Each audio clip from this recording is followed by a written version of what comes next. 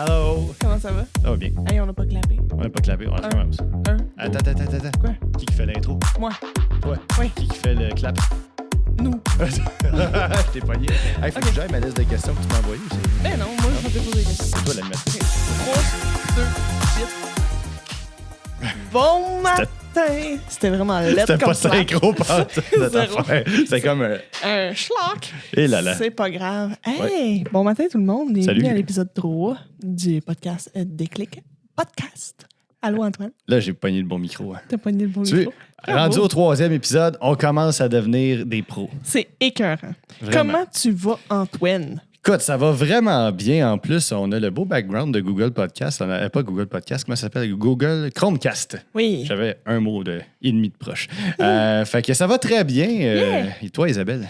Ça va très bien aussi parce qu'aujourd'hui, on va parler de quelque chose de vraiment cool que j'aime vraiment beaucoup parler, hein?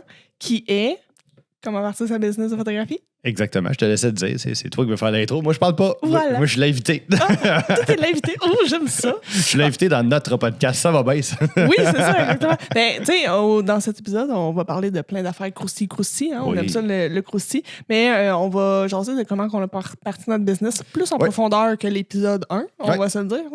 Là. Du moment où on a développé notre passion jusqu'à temps qu'on signe nos premiers contrats payants.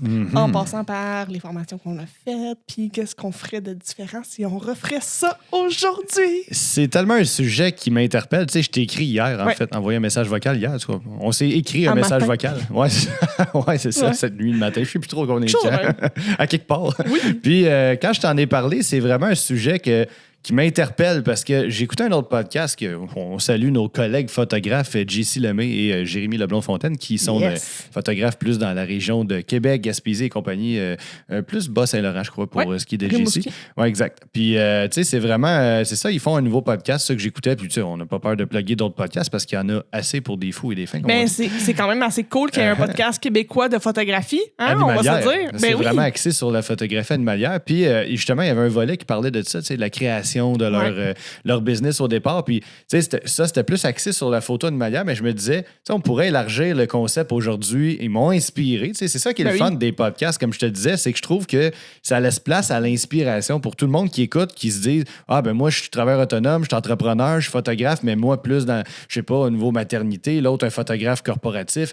C'est vague, là, ça touche à tous les démarrages d'entreprise, peu importe dans quoi tu démarres. C'est autant quand tu crois en tes rêves versus quelqu'un qui a un emploi mais qui rêve de faire tel type de choses. Je trouve que c'est tellement ouvert à tous ce sujet-là que ça va inclure un peu plus les gens que notre deuxième épisode axé sur la photographie. C'est peut-être ceux qui ont moins aimé le technique. Dites-vous qu'aujourd'hui, ça va être un petit peu moins technique. Ça va être quasiment zéro technique. On va parler du marché de la photographie, des clients cibles, un petit peu. Mais démarrage. Oui, c'est ça, exactement, démarrage. Puis nous, comment qu'on l'a vécu, notre démarrage, parce qu'on... Ce qui nous a amené à faire ça. Exactement. On a comme un parcours avant. On en a parlé un peu dans le premier épisode, mais tu sais... On va rentrer un peu. Oui, exactement. Puis il faut dire que nos parcours sont différents, puis ils partent d'une base complètement différente. Moi aussi, j'ai écouté le podcast que tu as nommé tantôt. Focus Nature. On va le nommer. Là. Focus Nature. Allez écouter ça. C'est vraiment cool. Pour vrai, les gars sont vraiment fins. Bon, notre mascotte est de retour à ceux qui... On salue nos auditeurs, nos fans et principalement Maryse qui adore notre chat mascotte. Exactement. Puis moi, je salue Carly qui, sur TikTok, a marqué qu'elle nous écoutait plus parce qu'il y avait un chat dans la vidéo. Salut Carly, puis désolé si tu viens de perdre toute l'attention, pas l'attention, la concentration à cause de notre chat. Puis là, dites-vous qu'il va changer de position. Comme c'était tellement drôle en plus, un petit clip que tu as fait, l'extrait, tu sais, ça coupait comme les meilleurs bouts. Tu voyais, il changeait de position à toutes les comme 10 secondes, comme il était sur le dos de l'autre base, que c'était tellement drôle. C'est vraiment cute. Fait que ceux qui ne comprennent pas, allez sur la vidéo. Exactement. J'ai écouté le podcast Focus Nature, puis je trouve ça vraiment le fun parce qu'ils ont abordé des points qui, moi, me touchent moins, mais qui te touchent énormément. Fait que j'aimerais ça qu'on en parle aujourd'hui. Pourquoi tu penses que ça m'interpellait? Il fallait que je t'en parle, puis je t'inspire au bout là, en dimanche après-midi de fête des mères. Oui, c'est ça, exactement. Fait que on start ça comme des champions. On a oublié quelque chose. Qu'est-ce qu'on a oublié? J'ai oublié de faire quelque chose que j'ai reçu une demande spéciale pour faire. Oh, j'ai peur. T'as peur? Ouais. Bonjour tout le monde et bienvenue dans le Déclic Podcast pour ce 3e épisode en compagnie d'Isabelle Lheureux-Leblanc et Antoine Meunier. Voilà. On m'a dit que j'avais une voix radiophonique. Fait que... Tellement, c'est vraiment ça. Fallait que je la fasse aujourd'hui comme semi-intro en plein milieu d'un épisode. C'est parfait. On aime ça. Fait que toutes les personnes qui ont dit que Antoine avait une voix radiophonique sont maintenant conquis. Puis ceux qui le pensent pas, parlez pas. On veut pas savoir. C'est pas vrai. Exact. On start ça. Oui. Première question. Comment t'as développé ta passion pour la photo? Moi, je veux savoir le début. mon Dieu. Début. Là. Hey, avoir su, le pire, tu m'as envoyé la liste, là, j'ai regardé vite. Ouais. Puis si j'avais pensé, là, j'ai comme un flash tout le temps de même. Moi, les flashs arrivent à la dernière seconde. Moi, qu'on fait pause. Non. Ah non, on peut pas faire pause. Hein. Non, c'est un J'ai podcast dit non. authentique. C'est moi l'animatrice et je veux le droit. Non, mais je vous aurais montré. Ben, t'es bonne par contre dans le montage vidéo, toi. Si je t'envoie une petite photo, là, tu vas pouvoir le plugger. Hein? Envoie-moi ça. Ça va être tellement plus beau de même. Vous voyez, hein? C'est vraiment un podcast authentique. On se laisse aller comme ça. Non, parfait. écoute, c'est parce que. Pourquoi je dis ça? C'est parce que, tu sais, je fais des conférences scolaires. Puis j'ai eu un flash dans ma dernière conférence que je parle de photographie, mon parcours, justement, ce qui a commencé dans mes débuts à m'inspirer à faire de la photographie. Ouais. Puis j'ai eu un flash en pleine nuit avant ma douche. Ouais, c'est ça, comme d'habitude. Puis pendant que c'est ça, je pensais à ça, je me suis dit, me semble que j'avais une photo qui prouvait ce que j'allais dire et je l'ai trouvée. Ouh! Ma première photo sportive professionnelle. Ouh! J'avais la première ever, j'avais 10 ou 11 ans. Ça va être à valider. Puis au centre Molson, qui n'était pas le centre Bell encore. Ça fait un bout de ça. Puis, ben, après ça, c'était en 2002-2003 de mémoire. Fait que j'avais, 10 ans. Ouais, genre. On s'en est vers ça, 10 ans. Puis en 2003-2004, saison 2003-2004 du Canadien de Montréal, centre Bell maintenant, première saison. Et j'ai eu des billets. Mon père arrive chez nous avec une paire de billets pour aller voir les Canadiens de Montréal. Ben, en fait, c'était au service de garde. J'allais au service de garde. Puis il est venu me chercher me disant, on s'en va au Centre Bell, ton oncle me donne des paires de billets. Moi, j'avais mis les pieds une fois au Centre Bell, mais j'avais jamais vu une game à un niveau raisonnable. Là, j'étais dans le pit la seule fois que j'y étais. T'sais. Ouais, c'est ça. Fait que là, il me dit Canadien Lightning à soir au Centre Bell, Martin Saint-Louis, qui est coach canadien et l'entraîneur aujourd'hui, mais avant, il était un joueur vedette du Lightning de Tampa Bay.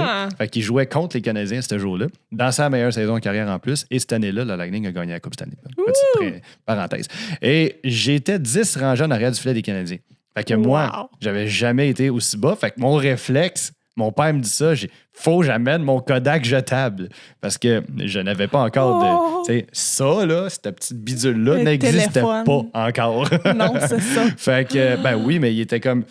L'antenne se dépliait, le flip se dépliait. C'est un code morse. C'est ça. Tu le prenais comme ça, tu sais, c'était ça le téléphone de mon père cellulaire. Fait que, non, ce qui a fait que j'ai emmené mon Kodak jetable, c'est que je tripais photo. Puis honnêtement, j'avais jamais pensé encore à ce moment-là faire de la photographie sportive. Et pourtant, ma première passion était les cartes sportives, les affiches. Ma grand-mère me découpait toutes les affiches dans les journaux qui avaient n'importe quoi. Elle avait une boîte chez eux dans sa dépense. Là. Antoine, c'était tout ce qu'il y avait, coupure de photos de journaux qui ressemblaient à des images de sport pour que je les dessine. Parce que je dessinais à l'époque, mais j'étais un maniaque d'images de sport.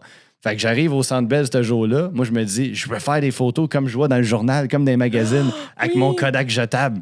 Fait que je descends dans le warm-up, dans l'échauffement. Je descends en bas de la baie vitrée. Puis là, je commence à prendre des photos avec mon Kodak jetable. Petit détail.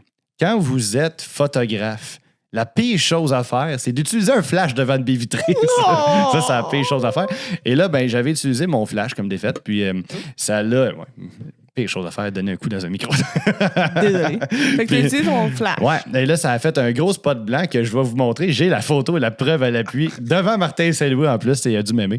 Puis, et là, à ce moment-là, c'est là que j'ai découvert la profession de photographe, mais pas de cette façon-là aussi romantique et sexy que vous pouvez l'imaginer. Non, c'est ça. Ça a été par un grand coup de claque. Ah ouais, hein? Quelqu'un qui t'a dit que tu calisses là. Un photographe qui avait son petit trou à côté pour regarder la baie vitrée. Lui, il était à quatre pattes, puis il prenait des photos. Puis moi, j'étais debout dans la baie vitrée à côté, puis là, il me donnait des claques. Je dis, qu'est-ce que tu veux, toi? Puis là, il me dit, qu'est-ce que tu fais là? Je fais quoi? Je prends des photos. Il dit, ouais, mais moi aussi, puis je travaille. Je suis comme, pourquoi tu parles du travail? Je regarde sa lentille. Waouh, il y avait une grosse lentille. T'es payé pour faire ça? Il dit, ouais. C'est ta job? Il dit, ouais. Tu fais vraiment ça dans la vie? Là? Il dit, ouais. Je suis comme, OK, mais c'est comme le plus beau métier du monde. Tu as le meilleur billet ever de toute la place. T'es super bien placé. T'es payé pour être dans le meilleur siège. T'as un trou même que tu sens la glace. Les gars break, ça t'arvole dans la face. Tout, la neige, c'est incroyable. Fait que t'as vraiment le plus beau métier du monde. Fait que là, il me dit, c'est beau, là, arrête de rêver, pars-toi à ta place, là, garde, tu me déranges. Fait que là, je dis, bon, il est sympathique, le monsieur. Mais ça a été ma première expérience avec un photographe. Ouais, mais c'est ça, imagine à 10 ans, faire, Fait que je retourne à ma place, mais je suis le même. Je regarde la caméra là, pour que les gens voient ma face. Là, je suis vraiment comme. Gros smile. Gros smile. J'arrive chez nous, là, je suis tout comme. Tu sais, le soir, là, je me couche dans mon lit, là, puis je fais juste penser à ça. Je m'imagine faire comme lui, prendre des photos des goalers de proches, puis tout ça. Puis j'étais un gros fan de gardien de but, tu sais, les masques, tout ça. Puis j'étais, wow, ouais, imagine-tu, lui, tu sais, une coupe Stanley au Centre Bell, il va être là. C'est jamais arrivé depuis quasiment, là, mais tu sais, il est le premier siège en bas, il voit tout, tu sais, c'est le plus beau métier du monde. Fait que là, le lendemain, je m'en vais à l'école, devine quoi? Il nous dit, faut que vous faites votre. Parce que je pense que c'était 6e année, c'est ça, on s'en allait, comme ça veut dire, j'avais 11 ans. Puis il s'en allait faire le journal des finissants de la 6e année, puis il fallait qu'on l'écrive en avance, c'était genre au mois de décembre. Là, fait que, qu'est-ce que vous voulez faire dans la vie? C'était ça comme la thématique. Je suis comme.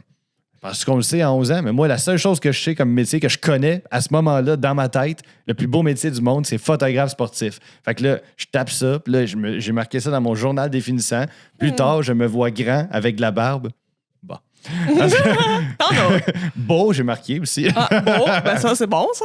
Et également, j'ai marqué que je me vois photographe sportif professionnel comme Denis Brodeur. C'est fait que, pourquoi Denis Brodeur? Parce que c'est le seul photographe que je connaissais. J'avais un livre d'un monsieur chez nous qui s'appelait Denis Brodeur, puis qui faisait des photos de sport. Wow! Puis qui était très vieux, puis qui est le père de Martin Brodeur aussi, le plus grand goaler de toute l'histoire. Fait que tout ça pour dire, je marque ça dans mon journal des finissants à 11 ans. J'ai complètement oublié après ça, ce métier-là. On reviendra plus tard pourquoi ça est revenu dans ma tête.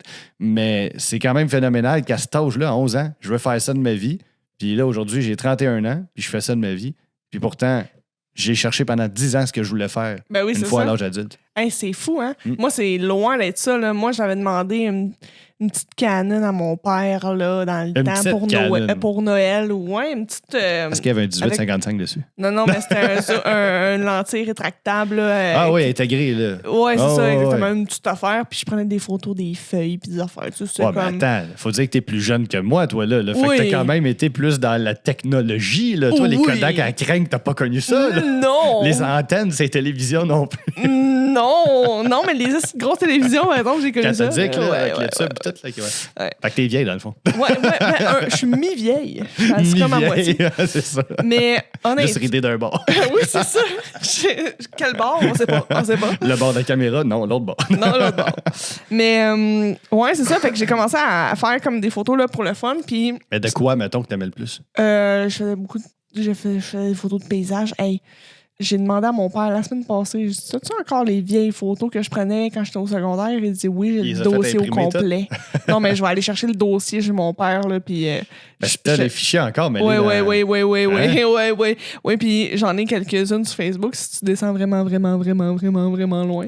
Des photos de feuilles, des photos d'affaires. J'en connais qui vont, à soir, scroll ton Facebook. Ben, c'est mon Facebook perso, fait que c'est juste mes amis qui vont pouvoir aller voir. Fait que Maryse, Maude, Jody, allez-y, gâtez-vous. Fred, amusez-vous. C'est des photos de feuilles, des photos que je prenais de mes amis, des parties, des affaires la même, des photos à l'école. C'était moi, Miss Kodak, tu sais. C'était toi la Miss Kodak. Ouais, fait que c'était toi, genre, au bal des finissants qui prenait des photos, mais qui avait, genre, personne pour l'accompagner. Juste pour le fun. Ouais, ben, quasiment là. Non, c'est triste. Quasiment, là. J'imaginais que c'est pas vrai, mais... Non, mais j'en ai pris... Je me rappelle des photos de mon bal des finissants que j'ai pris. De toi-même, genre? Ben, il y en a qui ont pris des photos avec moi avec ma caméra. Ouais. Mais ça, c'est cool. Par contre, tu amènes ta caméra, on fait des shootings entre amis, c'est le fun. Ben, c'est ça que je faisais. C'est tombé dans les limbes. T'avais-tu un flash, mettons? Le petit flash qui flippe, là. Même pas, là. C'est un petit carré, là, puis ça flashait comme... Ah ouais. C'est qu'il y avait pas de... Non, c'est ça. C'est tout petit, là. La caméra, elle faisait peut-être... le petit carré, c'est le coin, là? Ouais, OK. C'était vraiment un petit flash. Ouais, c'était une bébé caméra qui... cette caméra, d'ailleurs, je l'ai donnée à ma belle-sœur parce qu'elle s'en va en France puis elle voulait des photos vintage. Fait que j'ai donné ma caméra, j'ai dit, tu t'amuseras. C'est quand même très comique. Ça, c'est le fun, par contre. Parce que, tu sais, ben, en même temps, ça te fait vieillir, tu sais. Je veux des photos vintage, fait que je vais aller voir Isabelle. Peux-tu me donner ta vieille caméra? Ta vieille caméra. C'est quand même très drôle. Puis c'est tombé dans les limbes jusqu'en 2017. 2000. Attends, là, on parle de... C'était en quelle année pour situer dans le temps, mettons? Secondaire 1, secondaire 2. Ce qui veut dire quoi, 2020, 2020?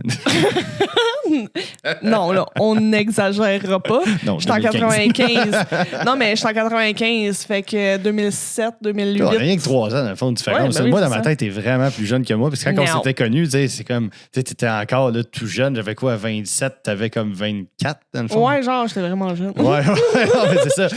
Moi, dans ma tête, quelqu'un de 24, c'est très, très jeune. Dans ma tête, t'es resté à 24 depuis. C'est comme ça le problème. Comme moi, j'ai encore 17 ans dans ma tête. Là, mon ça, Dieu. il paraît que ça reste. Well. Ça reste changeons tout le pas temps? de sujet. Oui. Non, on change de sujet. On parle plus de photos. Changeons de sujet. On change de sujet. On parle de la vieillesse, les enfants. Oui, c'est un podcast, c'est commandité par le. Comment ça s'appelle? Pas le salon des vieux. Là. Soyons gentils avec nos aînés. Salon de la vieillesse, c'est pas ça? Non, Salon par. Des âges. Comment ça s'appelle?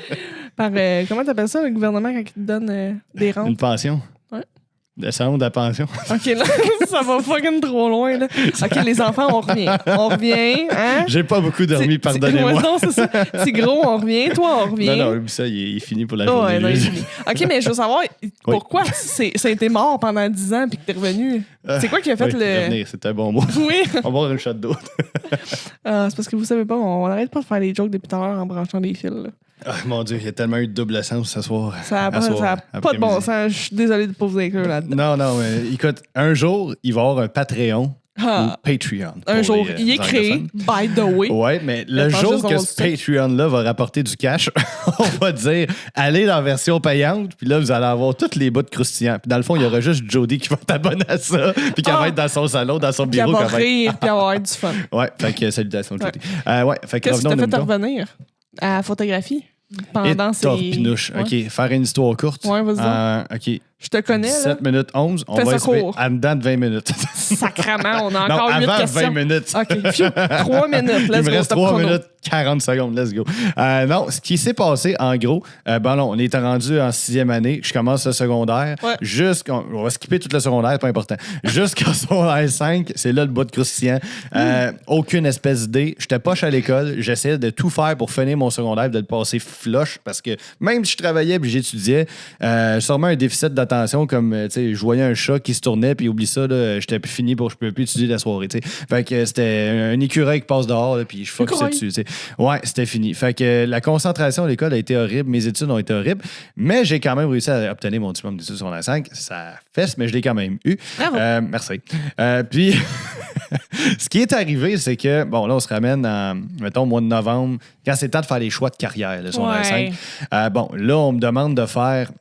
Ah mon Dieu, je ne sais pas quand je vais raconter ça parce que j'en ai peut-être raconté un petit bout dans le premier épisode, parce qu'on va raconter un petit peu plus d'un autre angle.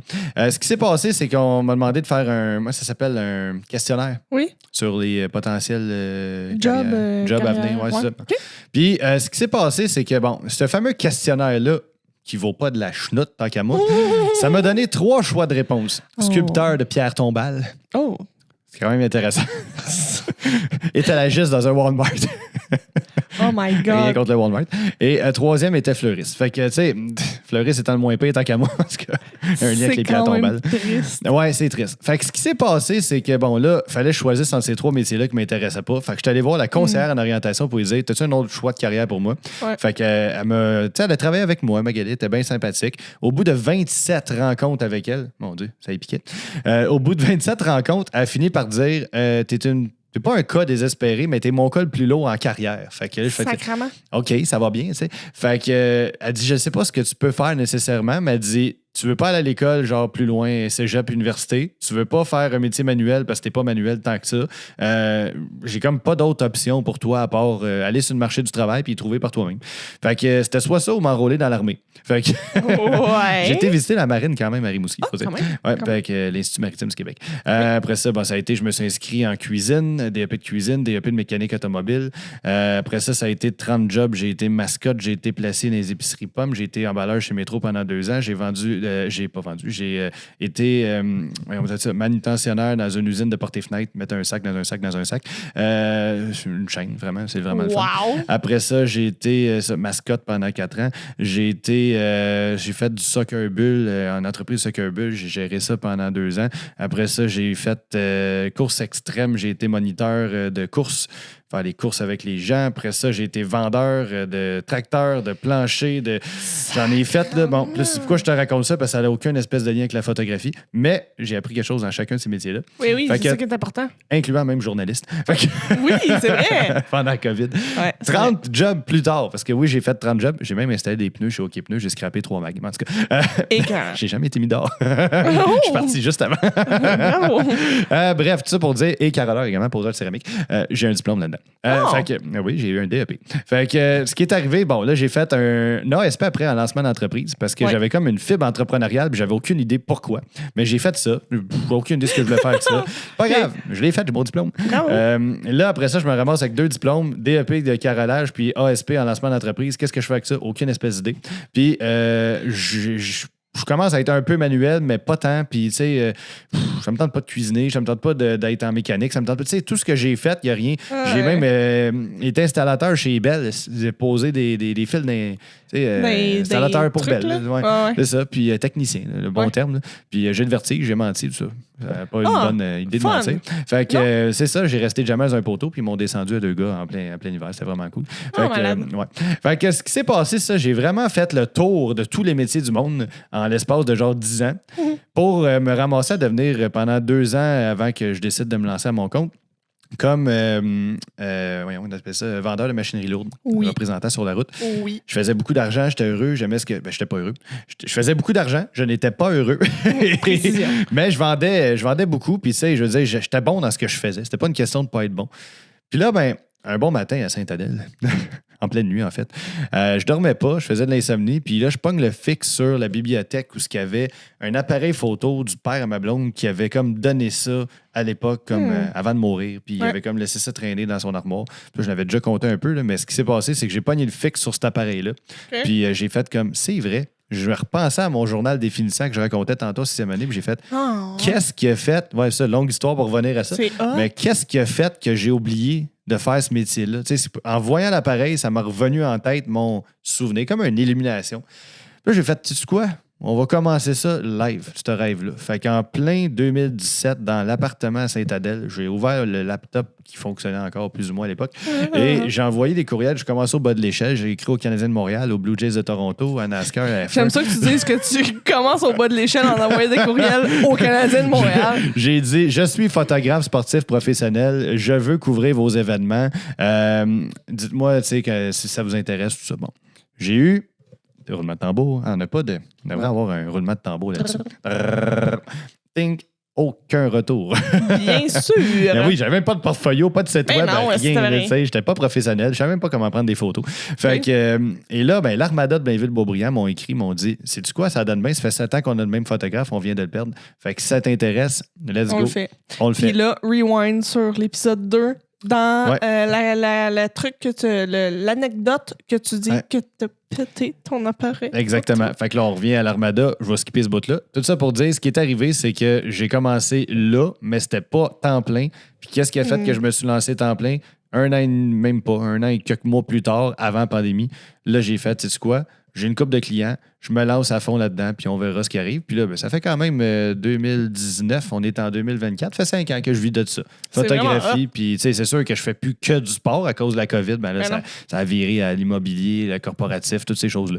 Fait que tout ça pour dire, c'est ça qui a fait que ça a bifurqué à me ramener. C'est vraiment juste une illumination en pleine nuit comme ça. Et toi? C'est écœurant. Moi, c'est un autre monde complètement. Parce que je prenais des photos, j'aimais bien ça, mais c'est comme ça a comme arrêté là. Tu sais, moi, dans la vie, je me suis toujours demandé qu'est-ce que je voulais faire, puis je savais jamais. Je me considère comme étant multipotentiel. Fait que j'aime ça faire plein de choses. Je fais de l'art, je fais de la photo, hein. Je fais de l'art, je fais... Tu peins-tu? Ouais. Je peins, je dessine, je fais de l'aquarelle. Ça, je savais même pas en plus que tu étais artistique à ce point-là, mettons. Ouais, fait qu'on a ça vraiment. aussi en jumeaux en commun. Oui, c'est ça. Je travaille le bois, j'adore ça. Sculpture. Ouais, fait que t'aurais pas un sculpteur de Pierre Tombal, toi aussi. Oui, sauf que c'est plus dur que du bois, hein, de la broche. Je t'aurais vu, il me semble, mort en ce jour. Oui, c'est ça. C'est ma vie. Mais c'est ça, fait que j'ai toujours une fibre artistique, si on peut dire. Puis, au cégep, j'ai fait mon cégep en régulier, là, sciences humaines. Là, je savais pas ce que je voulais faire. Puis moi, j'ai toujours eu de la facilité à l'école. Par contre, j'avais jamais réellement donné... J'avais jamais réellement travaillé pour avoir les bonnes notes. Tout allait bien. Fait que quand j'ai fini mon cégep puis je suis rentrée à l'université, j'ai pas eu une claque parce que c'est un autre monde complètement. Fait que je me suis dit, OK, ben il faut que je travaille. Fait que là, j'ai commencé à étudier plus puis à travailler plus. Puis j'ai pris la décision d'aller dans un bac général aussi parce que je savais pas plus où je m'en allais. Fait que j'ai fait mon bac en administration des affaires, mais j'ai pris le profil entrepreneuriat. Je me suis dit...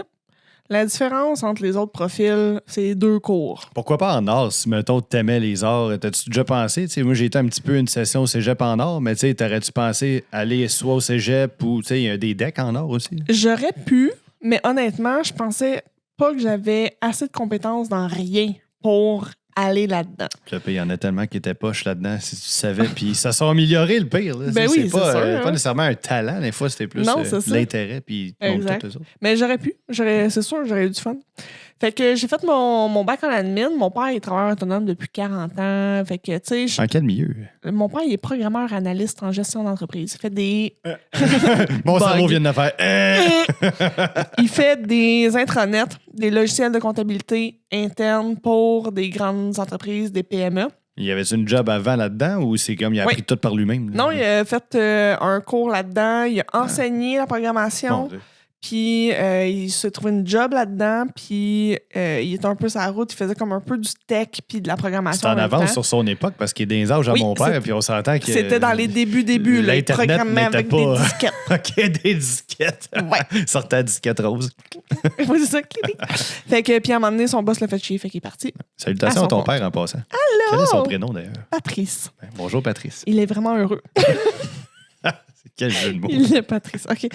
Je l'aime depuis mon temps. On va l'avoir, le roulement de tambour, je te dis. À un moment donné, on va l'avoir, on va faire quelque chose avec ça. Cette joke minable est une présentation de...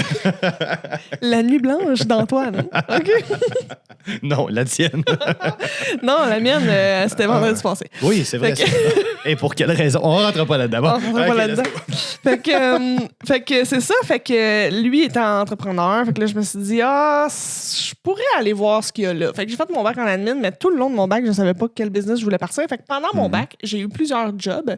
Puis mon objectif dans ces jobs-là, c'était de comprendre le fonctionnement de la business pour savoir si je voulais en partir une ou pas. Fait que j'ai travaillé dans un magasin d'articles de cuisine, j'ai travaillé au Harvey's, j'ai travaillé dans un magasin d'articles de cuisine. Oui. Moi, je sais c'est quoi la différence entre un Teflon et un stainless. Ça, j'avais pas su ce bout-là de ton histoire de vie. Mais là, attends. Oui? Quel genre de magasin puis dans quel bout? Mascouche. Cuisinez-vous à Mascouche. D'ailleurs, c'est en qui face est rendu... de mon ancien job, là, c'est où? Oui, c'est rendu C'est louche. Oui, exactement. Ça a changé de place, c'est rendu C'est louche. Les propriétaires, Julie et Sébastien, sont vraiment fins. Allez-y. Ils sont tout le temps là. Ils sont vraiment hot. C'est cher, mais c'est du méchant beau stock. Avant, là, c'était quand même dispendieux, mais tu avais tout ce que tu cherchais. Exactement. Puis c'est de la qualité. C'est ça la différence. Ouais. Fait que, c'est pas du Stokes, là. Non, c'est ça. Fait que 800 pièces de poêle plus tard. Non, j'ai travaillé là, j'ai vraiment eu du fun. J'étais là 2 ans et demi, puis j'avais commencé là avant de commencer mon bac. Puis j'étais même tombée gérante, je faisais des commandes, tout. Fait que, tu sais, en tout cas, bref. Mais qu'est-ce qui fait que t'as pas tant eu la passion pour la cuisine malgré tout après avoir été dans ces instruments-là? Il me semble que t'aurais le goût de cuisiner plus après, non? J'étais dans un local de 3000 pieds carrés avec 100 000 pièces d'inventaire, puis je me suis dit, jamais je vais vouloir gérer ça. Non, mais de cuisiner, ça t'a pas donné le goût de cuisiner? Pas en tout. Non, pas en tout. J'ai eu ça. Je fais des estis de bons pains dorés, par exemple. Hey! Mais c'est tout. On va en apprendre à chaque jour. C'est ma spécialité, les pains dorés. Non. C'est correct? Ben oui, c'est parfait. C'est ta spécialité. Nice. La seule chose que je fais, c'est ça, des sous-marins, des clubs sandwich. Sous-marins, ça aussi, c'est bon. Mais moi, je fais des estis de bons Pokéballs. Ah non, ça, avec des crevettes. C'est vraiment bon. Non, avec du thon ou du saumon. OK, on s'éloigne. Okay. Rewind. Fait que là, t'étais dans un magasin de cuisine. Après ça... Harvey's, j'ai travaillé dans une chocolaterie. T'as flippé boulette? Ben oui. Non. Moi, j'étais master. Moi, j'étais partout. Là. C'est vrai que c'est vraiment de la qualité parce qu'ils sont excellents, leurs burgers. Ben, c'est des burgers. Non, mais congelés, mettons. Ouais, mais la boulette, tu sais, ils disent que c'est de la viande de qualité Angus. On est loin du McDo parce que quand je vais au McDo, j'ai tout à mal au ventre. Mais pas Harvey's. Mais je pense que oui. Mais ça vient congelé. Mais moi, dans le temps que je travaillais là, j'ai pas regardé le fournisseur. Moi, te dire, ben, franchement. Mais ils sentaient bonnes, tes boulettes, quand t'es flippé. Ouais, c'est bon. Imagine l'odeur d'un bon burger Je m'excuse, la gang. La gang. Cet épisode est commandité par... Non, c'est pas vrai. Vous allez payer avant qu'on vous le dise. mais je suis vraiment désolée. Faites pause. Allez vous chercher un sac de chips, quelque chose, pendant que vous travaillez, parce que là, ça donne faim. Avec une petite rondelle ou une frite? Une fridelle. C'est tout à ça que je fais en plus. C'est effrayant. Ça, puis un Angus. Ah ouais? Non, pas le... l'original double est bon. L'original double? Le cheese bacon. Attends, comment tu le prends? Moi, c'est all dress ketchup mayo avec le plus de stock possible. OK. Mettons tout ce qui est vert. Fait que, tout ce qui est vert, ça donne de même. C'est un peu hasard. Là. À un moment donné, j'ai catché ça, même au Subway. Je mets tout ce qui est vert. Fait que salade, épinards, jalapeno, il y en a des verts, des jaunes et oranges, mais ça fait un job pareil. Après ça, des petits cornichons, des concombres. C'est vert. C'est vert longtemps. Oui, c'est délicieux. C'est très beau dans un burger. Puis là, après ça, tu fais sel et poivre. Moi, je mets moutarde et sauce buffalo. Barbecue buffalo. Là, ils l'ont Harvey's. Tu mets ça ensemble. Là, et gros Angus ou un original double. Puis bacon, si tu files un petit peu plus cochon. Plus poliment, Welling. Fait que tu finis là-dessus. En tout cas, cette parenthèse Harvey's est terminée. Là. Bon. Mais pour finir la parenthèse, moi, je mets sauce barbecue mayo. Mais ça, c'est bon aussi. C'est écœurant. C'est vraiment bon. Mais là, avec ta fridelle, t'as-tu déjà essayé la poutine? Ouais, mais j'aime pas les frites avec la sauce. Ça fait schmouchi. OK, on revient. Désolé, j'ai travaillé au Harvey's. Mais c'est pas pareil. Les frites sont faites maison au Dieu. Là. OK, ouais. Cet épisode est commandité par Dieu du ciel, mais ça, on va le dire pour vrai parce qu'on les aime, OK? On vous aime puis on est de votre ville. Bon. Exactement. Fait que j'ai travaillé dans une chocolaterie. J'ai fait plein d'affaires. Quelle chocolaterie? Moi, je suis curieux. Je te pose plein de questions. Elle n'existe plus aujourd'hui. Ça s'appelait la chocolaterie d'Ovie à Mascouche. Ben oui, parce que je connais ça parce que moi, je viens de Terrebonne. Ben oui, à déménager aussi à Terrebonne. En tout cas, bref. Il y avait de la fondue au chocolat qui se donnait par là. Fait que ça, j'ai travaillé dans un vape shop. J'ai fait plein d'affaires. Là. J'ai travaillé à la cage comme gérante. Pardon? À la cage. À la cage. Au brasserie sport. sportive à ou Saint-Jérôme. au sport? À Saint-Jérôme? Brasserie sportive. À Saint-Jérôme, c'est ça? Oui, j'ai juste travaillé 8 mois. À la fin de mon bac, 2017. Ouais, ça veut dire que j'y étais dans ces années-là. Fait qu'on s'est peut-être croisés. On le savait même pas. Ouais. Hey, ça, c'est drôle, pareil. Wow. Fait que j'ai fait plein d'affaires, puis là, j'ai bien compris que je voulais pas ouvrir un restaurant. Mais pourquoi tout le temps dans la restauration? Qu'est-ce qui fait que tu allais là-dedans, mettons? T'aimais le contact avec le public? Ou? Ouais, j'ai toujours été vraiment bonne dans le service à la clientèle. Fait que j'allais dans des places où il y avait du service. Moi, dans un bureau, là, moi, je m'arrachais les cheveux de la tête. Là. Moi, j'ai besoin de jaser avec du monde, j'ai besoin de voir du monde. Mais il y a un lien. Puis... Tu sais, quand tu y penses, là, c'est quoi la différence entre ce que tu fais aujourd'hui puis, mettons, être gérante d'une cage? C'est la même chose. C'est de la gestion de clients. C'est de la business, c'est de la gestion de clients, c'est des attentes, c'est des gens qui sont contents, pas contents. C'est l'expérience client, que les gens soient heureux quand ils viennent. Gérer toutes les attentes en général. Puis, il faut que tu gères ton inventaire, tes employés, tes choses. Si tu as des employés, tu peux avoir, des fois, on collabore ensemble, tout ça. La gestion sur place aussi d'un événement, à être organisé, de la préparation d'une soirée, tout ça.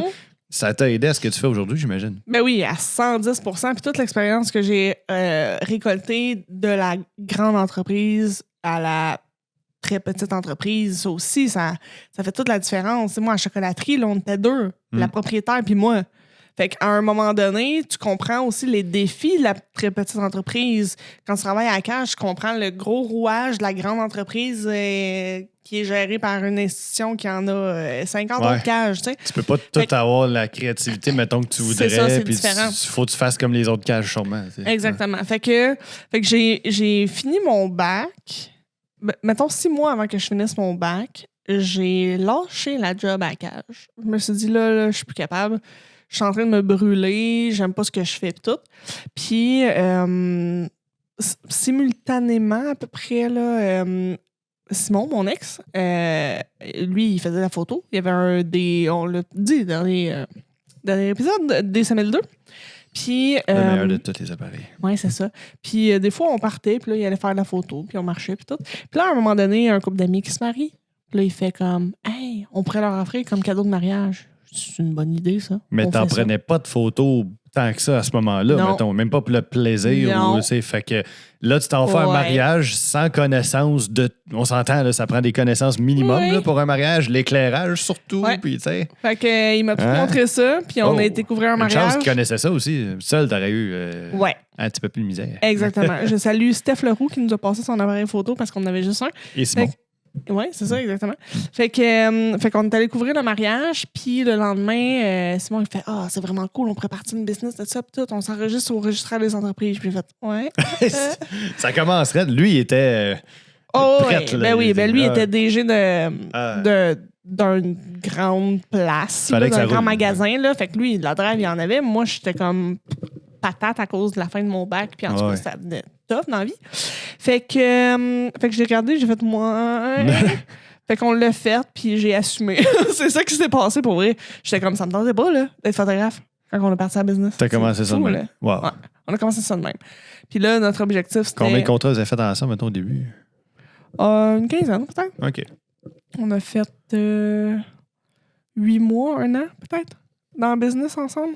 Mais petite parenthèse, là, c'est quand même important, là, mais tu sais, tu as travaillé. Tu m'entends-tu bien, toi? Moi, je m'entends moins bien que tantôt. Attends un peu. Ah, OK, non, c'est moi qui ai baissé ça. C'est moi qui paye ces affaires, tu sais. Ben ouais, ça va. Non, mais tu sais, quand tu es en couple, puis tu travailles avec la personne à chaque jour. C'est de la merde. C'est ça. J'osais pas te le demander, mais non, mais c'est quand même. Il y a beaucoup de gens qui doivent nous écouter dire Ah, je me demande, je me pars en business avec mon chum, ma blonde. Ça dépend des personnes. Ça dépend de chacun. Il y en a qui ont peut-être le fit naturel, mais ça peut aussi foirer le couple, comme ça peut mettre une pression qu'à chaque jour, ben, tu sais, pas si tu te pognes au travail, ou tu sais, même en amitié, des fois, quand tu me proposes un contrat, des fois, je suis comme. J'ai peur parce que c'est comme mêler famille puis business. Moi, amitié et business, c'est autant risqué. Tu sais, mettons, un ami éloigné, non, là, mais un ami proche comme nous deux, j'ai tout le temps peur que si, mettons, les photos soient pas à ton goût ou que le client dise Hey, j'aime pas ces photos-là, puis ça te met dans le trouble, ben là, ça foire une amitié après, tu sais. Fait je comprends. Ça peut faire ça aussi en couple. Là. Ça peut faire ça, puis moi, je vais parler pour moi parce que c'est pas la même chose pour d'autres. Il y en a qui sont capables, il y en a qui sont très bien là-dedans. Moi, j'ai eu de la difficulté pour 2 raisons. La première, c'est que j'avais pas confiance en moi. Ouais. Fait que ça fait en sorte que dès que Simon me disait quelque chose, moi, j'étais comme, ben c'est ça, c'est moi qui est pas assez bonne, puis toutes ces affaires-là. Puis la deuxième chose, c'est qu'on avait des visions différentes. Moi, j'avais le pied sur le break. Puis lui, il avait le gaz dans le fond. Parce que tu te faisais pas confiance ou c'est parce que ça t'étais pas rendu là? me tentait pas de faire ça. OK. Puis toi, ton plan de match à ce moment-là, c'était quoi? Ton plan de carrière? Vivre. De vivre. C'est tout. C'est un bon plan. C'est tout. Non, mais t'avais-tu un plan, mettons, tu disais, genre, je veux m'ennuyer plus dans tel milieu, telle carrière, ou tu sais, comme la restauration, non, même pas? Tout. OK. Fait que tu as juste travaillé, puis that's it. Exact. Puis j'étais comme... Fallait tes études. Puis... Ouais, c'est ça, exactement. Fait que j'ai eu j'ai lâché à cage, j'ai eu un break où on roulait les contrats, puis c'est moi qui... Lui, il travaillait à temps plein. Moi, j'avais lâché ma job, fait que je travaillais pas, fait que je faisais les contrats. Puis on a roulé comme ça 6 mois, mais dans cette année-là, on a testé qu'est-ce qu'on voulait faire. Wow. Fait que c'est comme ça que ça a parti. Puis, mettons, à ce moment-là, quand tu as parti, parce que vous êtes séparés, on va le dire, aujourd'hui, vous n'êtes plus ensemble. Exact. Vous êtes en bon terme, là, mais je veux dire, vous n'êtes plus ensemble. Est-ce que, tu sais, à ce moment-là de la séparation, avais-tu une idée si tu allais poursuivre la photographie ou c'est juste arrivé par hasard par après? C'est vraiment drôle parce que ça fait partie des prochaines publications que je vais publier. Fait que si vous voulez aller voir ça, on TikTok, scoop Instagram... ça dans le Déclic Podcast. Ouais, c'est ça, LinkedIn, name it. En fait, quand on s'est séparés, je faisais pas juste perdre mon conjoint du temps, je perdais aussi mon partenaire d'affaires. Et un ami. Et quelqu'un de très admirable. Je l'idolâtrais beaucoup. C'est quelqu'un qui a beaucoup de compétences. Une influence positive dans ta vie. Vraiment, vraiment, vraiment. Fait que ça a vraiment comme été super difficile. Puis on s'est assis ensemble, puis tu sais, on a jasé de ça. Puis j'étais comme, OK, toi, comment tu te sens avec la business? Puis tout. Puis comme, moi, j'ai pas le temps. J'ai pas le temps de gérer ça, tu sais. Fait que j'ai dit, ben, c'est correct si je reprends la business.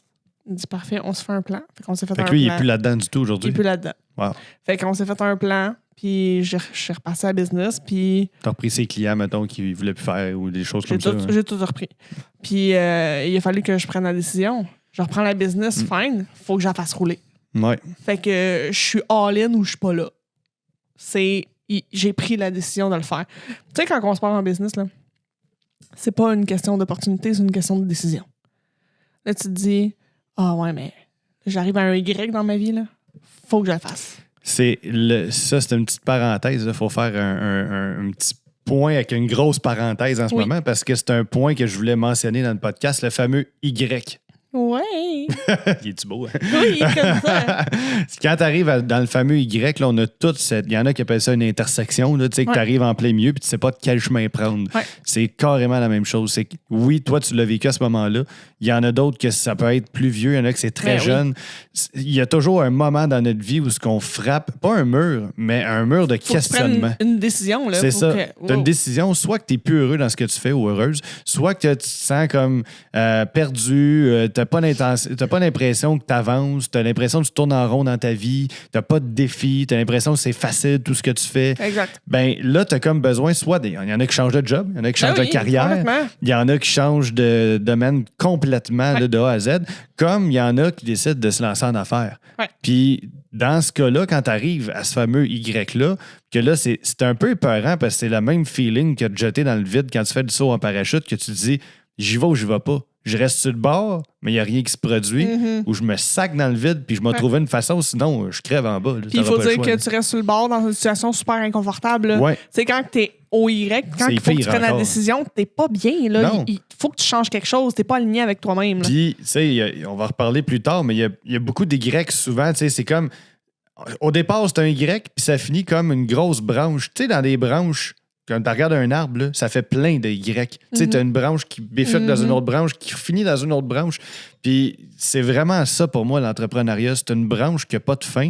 Puis que même si tu as l'impression que tu es dans la bonne voie, dans la bonne branche, à un moment donné, il y a toujours une opportunité qui arrive. Ouais. Une petite branche là. Tu te dis, je la prends-tu là? C'est peut-être une plus grosse branche que tu te dis, elle va aller encore plus loin. Ou c'est une petite branche qui mène un cul-de-sac puis qui a fini dans 2 petits pouces après. Non, fait que c'est vraiment ça qu'il faut que tu te poses comme question.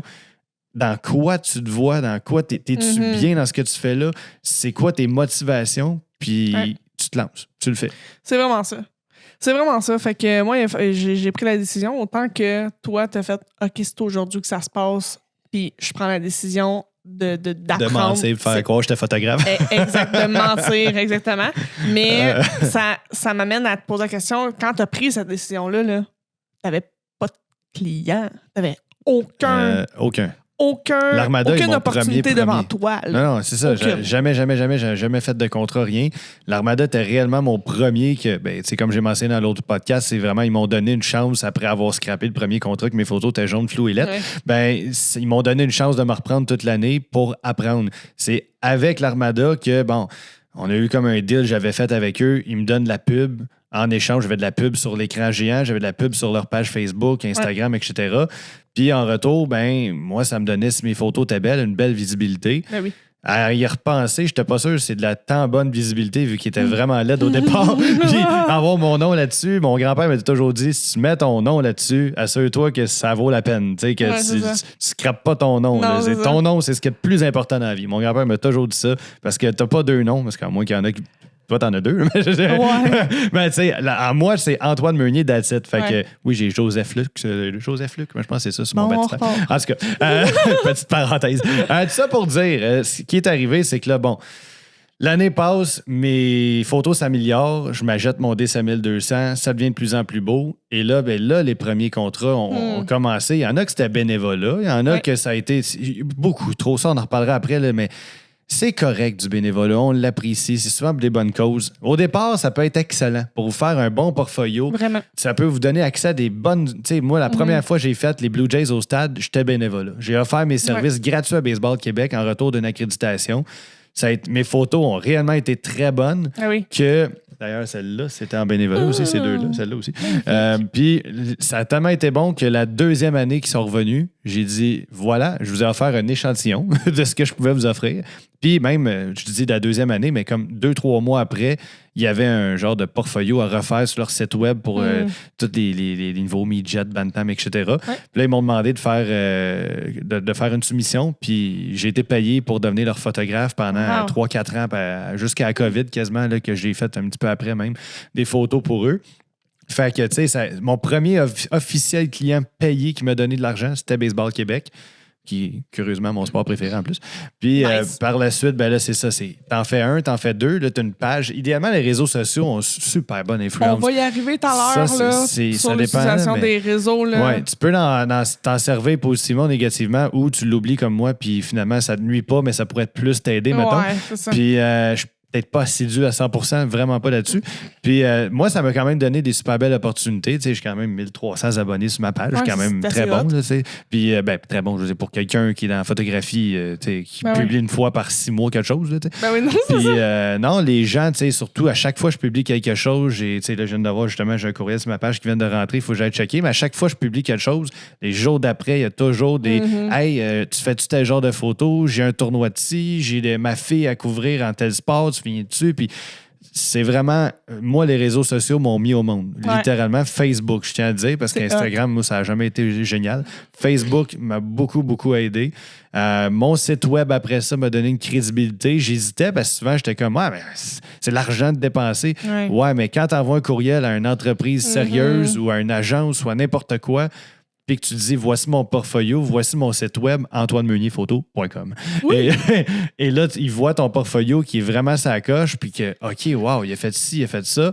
Que ce soit du bénévolat, que ce soit pour le fun, que tu sois créatif ou, tu sais, que tu ailles juste comme une bulle, dire, je vais prendre ça en photo. Si ta photo est sa coche, même si tu es en voyage, mais là, dans ton portfolio, tant que ça te donne une crédibilité, puis tu sais que ça a l'air professionnel, puis au moins, tu vas te mettre du stock. Il y a trop de gens qui disent « Ah, je veux me lancer en photo », mais ils n'ont rien dans leur portfolio. Non, ils attendent d'avoir des contrats. « Ouais, mais j'en ai pas de contrat. » Fais-en de la photo. Créant des contrats. Tous les jours, moi, c'est ce que j'ai fait. Ouais. Moi, c'est ce que j'ai fait. Quand on cherchait quel type de photo on voulait faire, on a demandé à plein de monde de faire différents types de photos. Hey, j'ai fait du boudoir, j'ai fait de la nature, j'ai fait des photos de sport, j'ai fait de l'immobilier. On a tout fait. On a fait des photos de famille, des photos de mariage, name it. On a tout fait. Puis je pense que là-dedans, en tout et partout, là, en première année, on a vendu 1000$. Tu sais, c'est comme sur tous les contrats qu'on a fait parce qu'on voulait essayer, on voulait tester. Puis là, on s'est ramassé avec un portfolio solide. Ouais. Puis avec une notoriété, puis on savait un peu plus où ce qu'on voulait s'en aller, puis on avait plus de motivation. Ouais. Puis, mais à un moment donné, il faut que tu saches arrêter de donner. Ça, c'est vrai. Puis la ligne est compliquée puis elle est mince. Ouais. C'est toute une question, de confiance en toi, puis aussi de timing. Parce que à un moment donné, ben il faut que tu vives, il faut que tu manges. Fait que là, il faut que tu fasses OK. Ouais. Tu sais, est-ce que ma qualité que je sors équivaut à mon besoin financier? Si oui, ben go, charge. Sinon, ça, c'est vrai. Sinon, continue à pratiquer. Trouve quelque chose d'autre. C'est tellement vrai ce que tu dis, puis en même temps, ça, tu pourras t'en servir comme extrait pour le podcast. Tu sais, je pense qu'il était le plus important que je voulais que les gens aujourd'hui, on discute avec eux, c'est s'il y a des gens qui commencent en photo, des jeunes photographes ou des travailleurs autonomes qui veulent se lancer là-dedans, puis qui se disent, est-ce que j'ai ce qu'il faut? Est-ce que je suis prête? Est-ce que je suis capable de charger? Il y a tellement de monde, me le fait demander au moins une fois par mois. Ouais. Quand est-ce chargé? Combien chargé? Combien ça vaut? Parce que la plupart des photographes, je parle pour notre métier, mais ça peut être de même dans n'importe quoi. Quand tu commences dans un milieu, il y a des, tu sais, mettons, un plombier, même un plombier, c'est pas marqué ses prix sur son site web nécessairement. Non. Fait que là, tu vas te dire, là, si tu as marqué, entrer tes coordonnées, puis on va t'envoyer une soumission par la suite. Mais quand tu commences là-dedans, c'est comme tout le monde garde ses prix privés quasiment, puis tu ne sais pas combien charger. Tu n'as aucune idée. Fait que c'est ça qui est tellement compliqué de dire, est-ce que je suis prête à ça? Puis il y a aussi le sentiment d'imposteur. Parce qu'au départ... Je m'en allais direct là. Exactement. On pense comme des jumeaux. Hein? Oui. Au départ, tu as vraiment un sentiment d'imposteur, surtout comme moi, comme toi, qui n'a pas étudié en photographie, qui se dit... À un moment donné, tu te dis, il me semble que je commence à être bon. Puis là, à un moment donné, c'est un de mes mentors photographes qui m'avait dit, « Hey, je trouve que tes photos sont belles, sont pro. Tu n'as rien à envier aux autres qui ont des meilleurs appareils que toi. » N'aie pas peur de charger pour ça parce que les clients sont vraiment contents d'avoir tes photos gratuites. Puis là, ben, c'est parce qu'à un moment donné, tu finis par, quand tu commences à vraiment devenir bon, tu finis par tuer le marché un peu. Ouais. Parce qu'il y a des photographes qui font ça pour en vivre, que là, toi, tu deviens aussi bon qu'eux autres, puis tu ne te crois pas en toi. Puis là, ben, ça fait que les gens vont juste profiter de tes services, puis ça va tuer le marché parce qu'il y en a un autre qui va dire, ça vaut ça, mes prix. Là, ben, l'autre va dire, ben non, ben moi, je suis pas capable de charger. Ouais, c'est ça. Fait que c'est ça le problème. Là. Exactement. Toi, comment tu l'as vécu, le syndrome de l'imposteur au début? Tough. Hein? Long aussi. Ça a été... Vraiment. Avant que j'arrête de l'avoir, là, puis des fois, on l'a encore. Là, oui, hein? Dans certaines choses que je fais, comme mettons ce que j'ai fait avec toi, Luco, là, je me sentais imposteur. Ben oui, parce que ça part pas, ça reste. Non, parce que quand je suis pas dans ma zone de confort, ça, fais-moi là, penser, Marc-Lin, sortir de sa zone de confort. C'est vraiment là, un bout extrêmement important. C'est comme dans la transition pour partir vraiment à son compte. Faut que tu sois capable de sortir de cette zone de confort-là. T'as pas le choix parce que souvent, on va regarder nos pantoufles. Tu sais, moi, pendant le COVID, là, moi, je voulais rien faire d'autre que du sport et de l'événementiel. Puis là, il n'y a plus rien de ça. Fait que là, faire l'immobilier, moi, c'était sortir de ma zone de confort. Là. J'étais pas bien, je savais pas comment ça marchait. Moi, il fallait que je fasse bien des tutoriels YouTube. Puis là, les essais-erreurs, j'ai fait des contrats. Puis surtout au début, j'ai fait comme garde. Je vais offrir mes services. J'étais allé à 100$ aller-retour Berthierville, là, une couple de fois, là, pour des courtiers, pour des designers pendant la COVID. Puis je m'étais dit, j'ai pas le choix, c'est la seule paye qui rentre. Puis ce 100$-là va m'aider à payer une partie de ma maison à la fin du mois. Ben oui. Puis, tu sais, j'ai pas le choix. Fait que, mais à un moment donné, mes photos devenaient belles. Puis là, j'ai fait comme, pas vrai que je m'en allais à 100$ aller-retour Berthierville. Là, ça me prend quasiment 1h30 y aller-retour 3 heures. Le temps que je suis sur place, le temps que je retouche mes photos, le gaz que je dépense, je fais pas une scène avec ça. Mais non, c'est ça, oublie ça. Fait que là, finalement, là, tu te dis, ben, je vais augmenter mes prix. Mais là, tu as certains de tes clients qui vont dire, ouais, mais là, la moyenne sont moins chers que toi. Puis là, ben, c'est de trouver l'équilibre dans ton prix, que toi, tu es confortable, que tu sais déterminer sa valeur, c'est long, c'est difficile. Mm-hmm. Puis tant que tu as le sentiment d'imposteur, tu vas baisser tes prix. Tant que tu te fais pas confiance puis que tu dis pas... Le meilleur conseil qui m'a fait sortir de ma zone de confort, c'est va voir les autres photographes ce qu'ils font dans le milieu. Puis en regardant ce que les autres faisaient dans le milieu, ma confiance a augmenté. Parce que j'ai fait, pas me comparer nécessairement, me dire que je suis meilleur que les autres, mais quand tu vois que c'est pareil ou mieux que d'autres photographes qui en vivent très bien, moi, quand j'ouvre le journal puis je dis mes photos de sport sont plus belles que lui, puis lui, mais lui, il est payé bien dans les top photographes au Québec, c'est ça. Ça prouve que je vaux ça. Fait que là, tu détermines ta valeur, tu le sais, à un moment donné, tu as une opportunité que tu sais combien qui charge ce client-là au photographe. Là, tu te bases là-dessus, tu dis, OK, c'est lui paye ça, ça, c'est la moyenne dans l'industrie. Puis il n'y a pas peur de poser des questions. Oh my God! Ça, c'est un point, là. Moi, je le martèle, là, ce point-là. Là. Au client. C'est quoi ton budget? Ben, moi, ça, je l'ai appris quand j'étais dans la vente. Parce que quand j'avais un client qui arrivait devant moi, puis que souvent, j'avais de la difficulté à vendre, puis mon boss, à un moment donné, m'avait dit ça, Oscar, il disait, hey, n'aie pas peur de poser la question à ton client, c'est quoi son budget? Ça rend mal à l'aise souvent aux gens, comme combien tu fais dans la vie? Au Québec, il ne faut pas dire ça. Mais quand ton client est devant toi, c'est comme, c'est quoi votre budget? Ben, je sais pas, moi, mettons, entre 15 et 30 000. OK, 15 et 30 000. Mettons, là, j'ai un tracteur qui vaut ça. Puis là, tu le sais, OK, il veut pas du bas de gamme. Là, tu l'enlignes exactement. C'est la même chose en photographie. Si tu demandes aux clients, c'est quoi votre budget?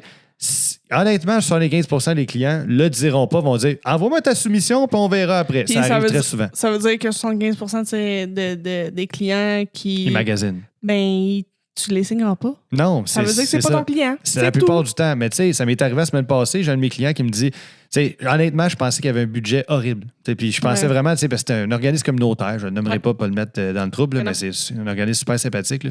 Puis, tu sais, c'est sûr que, tu sais, des fois, il y a des contrats de cœur un peu plus. Puis là, tu te dis, ça vaut, exemple, dans ma tête, ça vaut 1000$, ce contrat-là. Puis là, moi, je me dis, je vais soumissionner à peu près à 1000$. Mais je me dis, oublie ça, ils n'ont pas ce budget-là. Je connais ces organismes-là, ils l'ont pas. Puis le client en question me revient puis il me dit écoute Antoine, on n'a pas un gros budget. Puis là, tu sais, quand ça commence de même, t'es comme il va me dire genre 100$, 200$. Là, tu sais, fait que là, c'est comme la route, tout ça. Non. À un moment donné, il faut t'apprennes aussi à t'écouter, à te respecter, ta valeur de ton matériel, le risque que tu l'échappes, que tu le brises, tu sais, le déplacement, maganer ta voiture, tu fais pas d'autre chose. Les années d'expérience. Les années d'expérience, tout ça vaut quelque chose. Fait que là, moi, je pensais à ça en parlant avec la personne, puis la personne, elle me dit, tu sais, t'es-tu capable de me faire un deal? Je suis comme, je fais pas de deal dans la vie, mais je suis capable d'être flexible, ouvert d'esprit. Ça dépend. Vous avez une bonne cause. Les gens sont là pour les bonnes raisons. Fait que je dis, c'est quoi votre budget? T'sais? Fait que là, si moi, elle m'est arrivé, je peux pas te dire, envoie-moi ta soumission, c'était fini là. Ben oui. Mais là, elle me revient, elle me dit, j'avais pensé à peu près à, je sais pas, 600$ dans ces coins-là. Je suis comme, on n'est pas tellement loin. Là, non, c'est ça, on peut s'adapter. Là, on peut diminuer la quantité de stock qu'il y a dans l'offre. C'est moins de ce que j'avais en tête. Mais le client, il me montre une bonne volonté, une flexibilité, il est transparent, il est franc avec moi. Des clients comme ça. Puis oui, j'ai déjà travaillé avec ces clients-là aussi, fait que je les connais, puis tout ça. Fait que j'ai fait, garde, on va faire quelque chose. Moi, je charge un frais de déplacement d'à peu près 150 pour aller à cet endroit-là. Fait que si on se dit, regarde, coupe la part en deux, là, moi, je chargeais à peu près 1000$. Là, mettons, vous me proposez 600. On va dire, mettons, 700. Est-ce que ça vous convient, 700? Mettons, j'aurais proposé 750. Mais je dis, regarde, 700. Là. Est-ce que ça vous convient? Elle dit, garde, c'est un petit peu plus que j'avais en tête, mais pour t'avoir, je suis prêt à faire je vais trouver un trou dans mon budget. Puis on a fini par trouver une entente, puis ça s'est fait. C'était un petit peu moins que ce que je voulais au départ, mais c'est l'organisme, la cause, tout ça, ça me plaît. Tu es content d'être là. Je suis content d'être là. Le client est content que tu sois là. J'aurais pas de trouble avec le client. Oui, c'est pour ça. Fait que des fois, il ne faut pas juste sticker sur son prix tout le temps, mais il faut avoir des clients de l'autre côté qui sont ouverts d'esprit puis qui sont prêts aussi à être transparents avec nous. Exactement. Je suis 100% d'accord. Je suis 100% d'accord, puis... Toi, t'es-tu senti imposteur? Oui. Combien de temps, mettons? Trop longtemps. Encore aujourd'hui? Non, mais crème. Pas des fois, mais ouais. Tu sais, je voulais pas partir d'une business de photographie, là. Fait qu'imagine à quel point j'y allais de reculons puis que j'avais pas confiance en moi. Yeah, boy!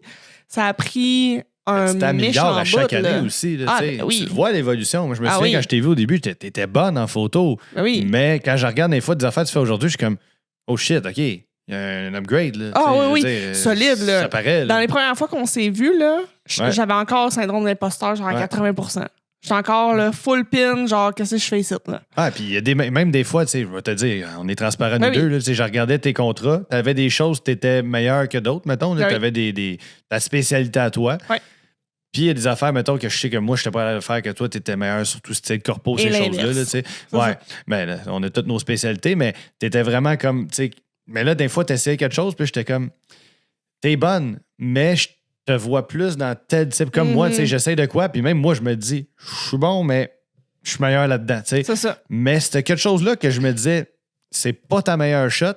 Aujourd'hui, tu fais les mêmes photos, puis je me dis, aïe, aïe. T'es vraiment bonne là-dedans, là, puis au point que je connais d'autres gens qui sont vraiment dans les top de ce milieu-là. Puis tes photos sont meilleures que ça. Dans le corpo, honnêtement, là, je regarde toutes tes photos, puis je suis comme, il n'y a rien t'as rien à envier à personne. Là, fait que ben non, c'est ça. Ça prouve que tu t'améliores même si tu le sais pas. T'sais. Ben oui, exactement. Puis quand j'ai compris qu'il fallait que je signe des clients pour augmenter ma confiance, moi, c'est mon processus mental. C'est pas quand tout les le gens monde... t'appellent aussi, ça augmente ta confiance. Exactement. C'est pas... Puis quand les gens me réfèrent, puis quand les gens parlent bien en moi, ça fonctionne pour moi. C'est pas tout le monde qui est comme ça. Moi, ça fonctionne. Quand j'ai commencé à comprendre ça, j'ai dit, faut que je commence à charger. Ouais. Parce que je vais charger, si je vais signer. C'est parce qu'il t'aime et que t'es bonne. Exactement. Je vais augmenter ma confiance, puis la boucle va tourner du bon bord au lieu de tourner à l'inverse. Ouais. Fait que quand j'ai commencé à m'impliquer en chambre de commerce en 2019 à l'Aile Jeunesse, tranquillement, je commençais, mais honnêtement, là, gros pic, confiance en moi, 2020. Mi-pandémie, là. Tu sais, comme été 2020, on pouvait recommencer à sortir. Là, ça a commencé. C'est pas là qu'on s'est connus, d'ailleurs. Oui, dans ces eaux-là. Ouais. Un peu après, dans le sens où j'avais perdu la touch, là. Pandémie, j'ai pas fait de photos, fait que ça devenait tough. Mais depuis ce moment-là... Là, je vais pas te couper, mais vas-y. Tu parles de ça. Pourquoi t'as pas fait de photos pendant la pandémie? Ça m'a souvent tracassé l'esprit. Tu sais, mettons, moi, j'ai fait le plus de photos hors contrat, là. Tu sais, juste me promener, prendre des photos. Voyons, excusez-moi. Tu sais, j'étais vraiment inspiré, curieusement, par le vide pendant la pandémie. Ouais. Toi, pourquoi t'as pas profité de ce moment-là pour justement peut-être ouvrir ta créativité, te pratiquer, devenir meilleur, même si t'es devenu meilleur au final, là, mais je veux dire, qu'est-ce qui a fait que t'as pas été plus loin là-dedans? Ben, je dis ça, mais j'en ai fait quand même. Là. J'ai surtout fait de la vidéo pendant la pandémie. Oui, t'as fait des contrats de vidéo. J'ai fait des montages, j'ai fait des affaires, j'ai fait des tests aussi, des petites shots de produits, j'ai essayé des affaires. Ouais. Mais la raison principale, c'est que ma passion, c'est pas la photo, c'est l'entrepreneuriat. Ouais, ça va. Comme on a parlé à l'autre podcast. Exactement. Fait que moi, là, je m'assoyais puis j'essayais de développer des stratégies. Ouais. Moi, j'étais là. Comment je peux aider mes clients, mon monde entrepreneur? J'étais pas dehors en train de prendre des photos. J'en ai pris, là. J'en ai pris. Mais ça a plus été dans ce sens-là.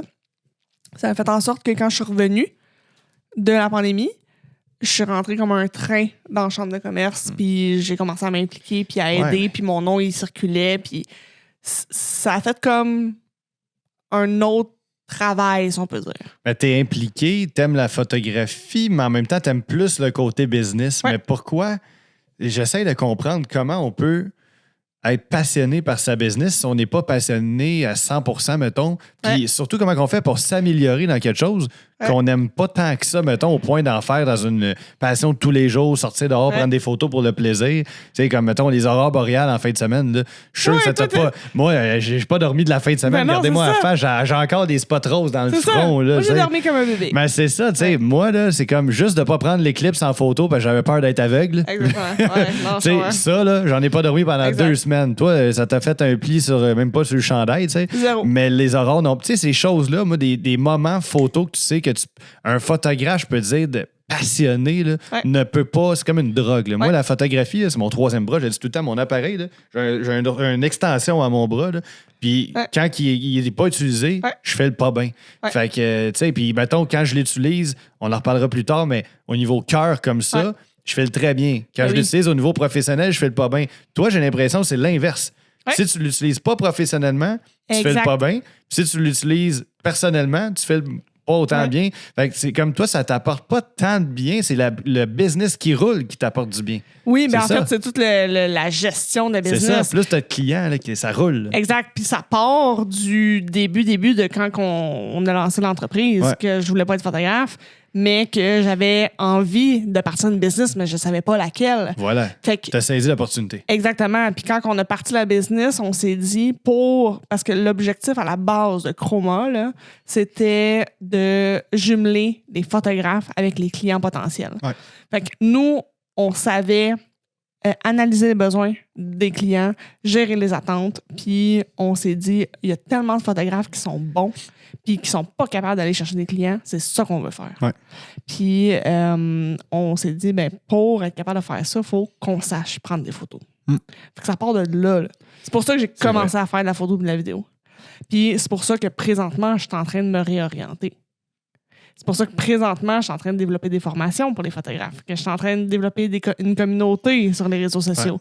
Puis que tranquillement, pas vite, tranquillement, pas vite, je délègue des contrats.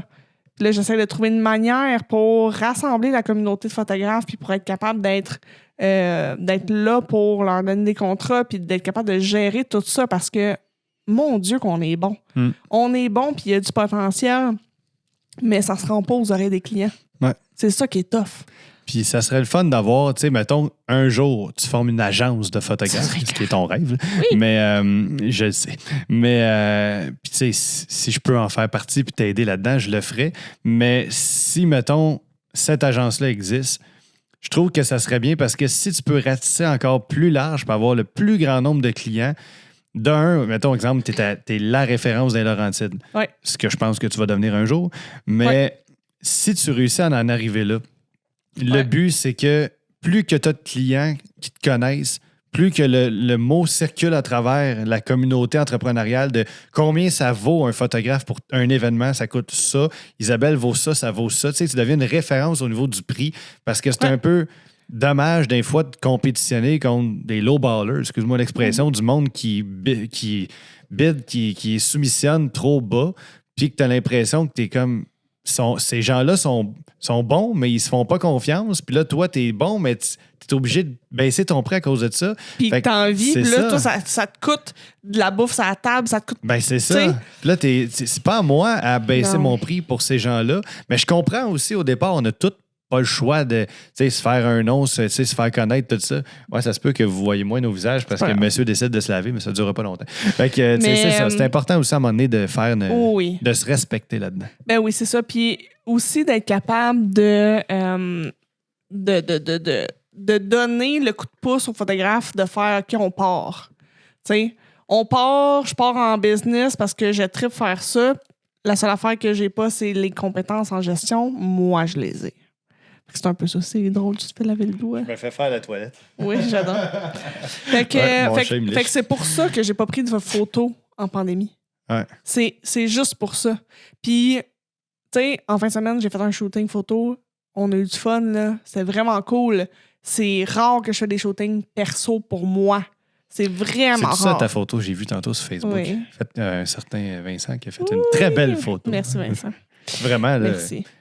Il est-tu photographe, lui aussi? Non, il est créateur de contenu. Il fait plus de la vidéo. Ouais, mais tu lui diras qu'il devienne photographe parce que honnêtement. Il est très bon, là. Ou à moins que c'est sa coach qui a fait tous ses setups en arrière. Oh non, mais il est capable.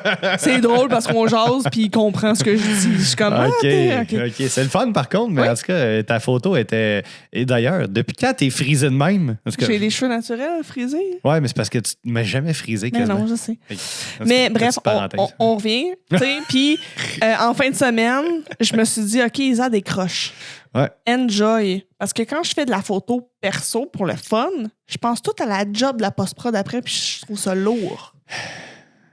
Mais qu'est-ce qui fait que tu n'es pas capable de le voir comme un plaisir, mettons, la photographie? Parce que je fais ça 24/7. Moi aussi?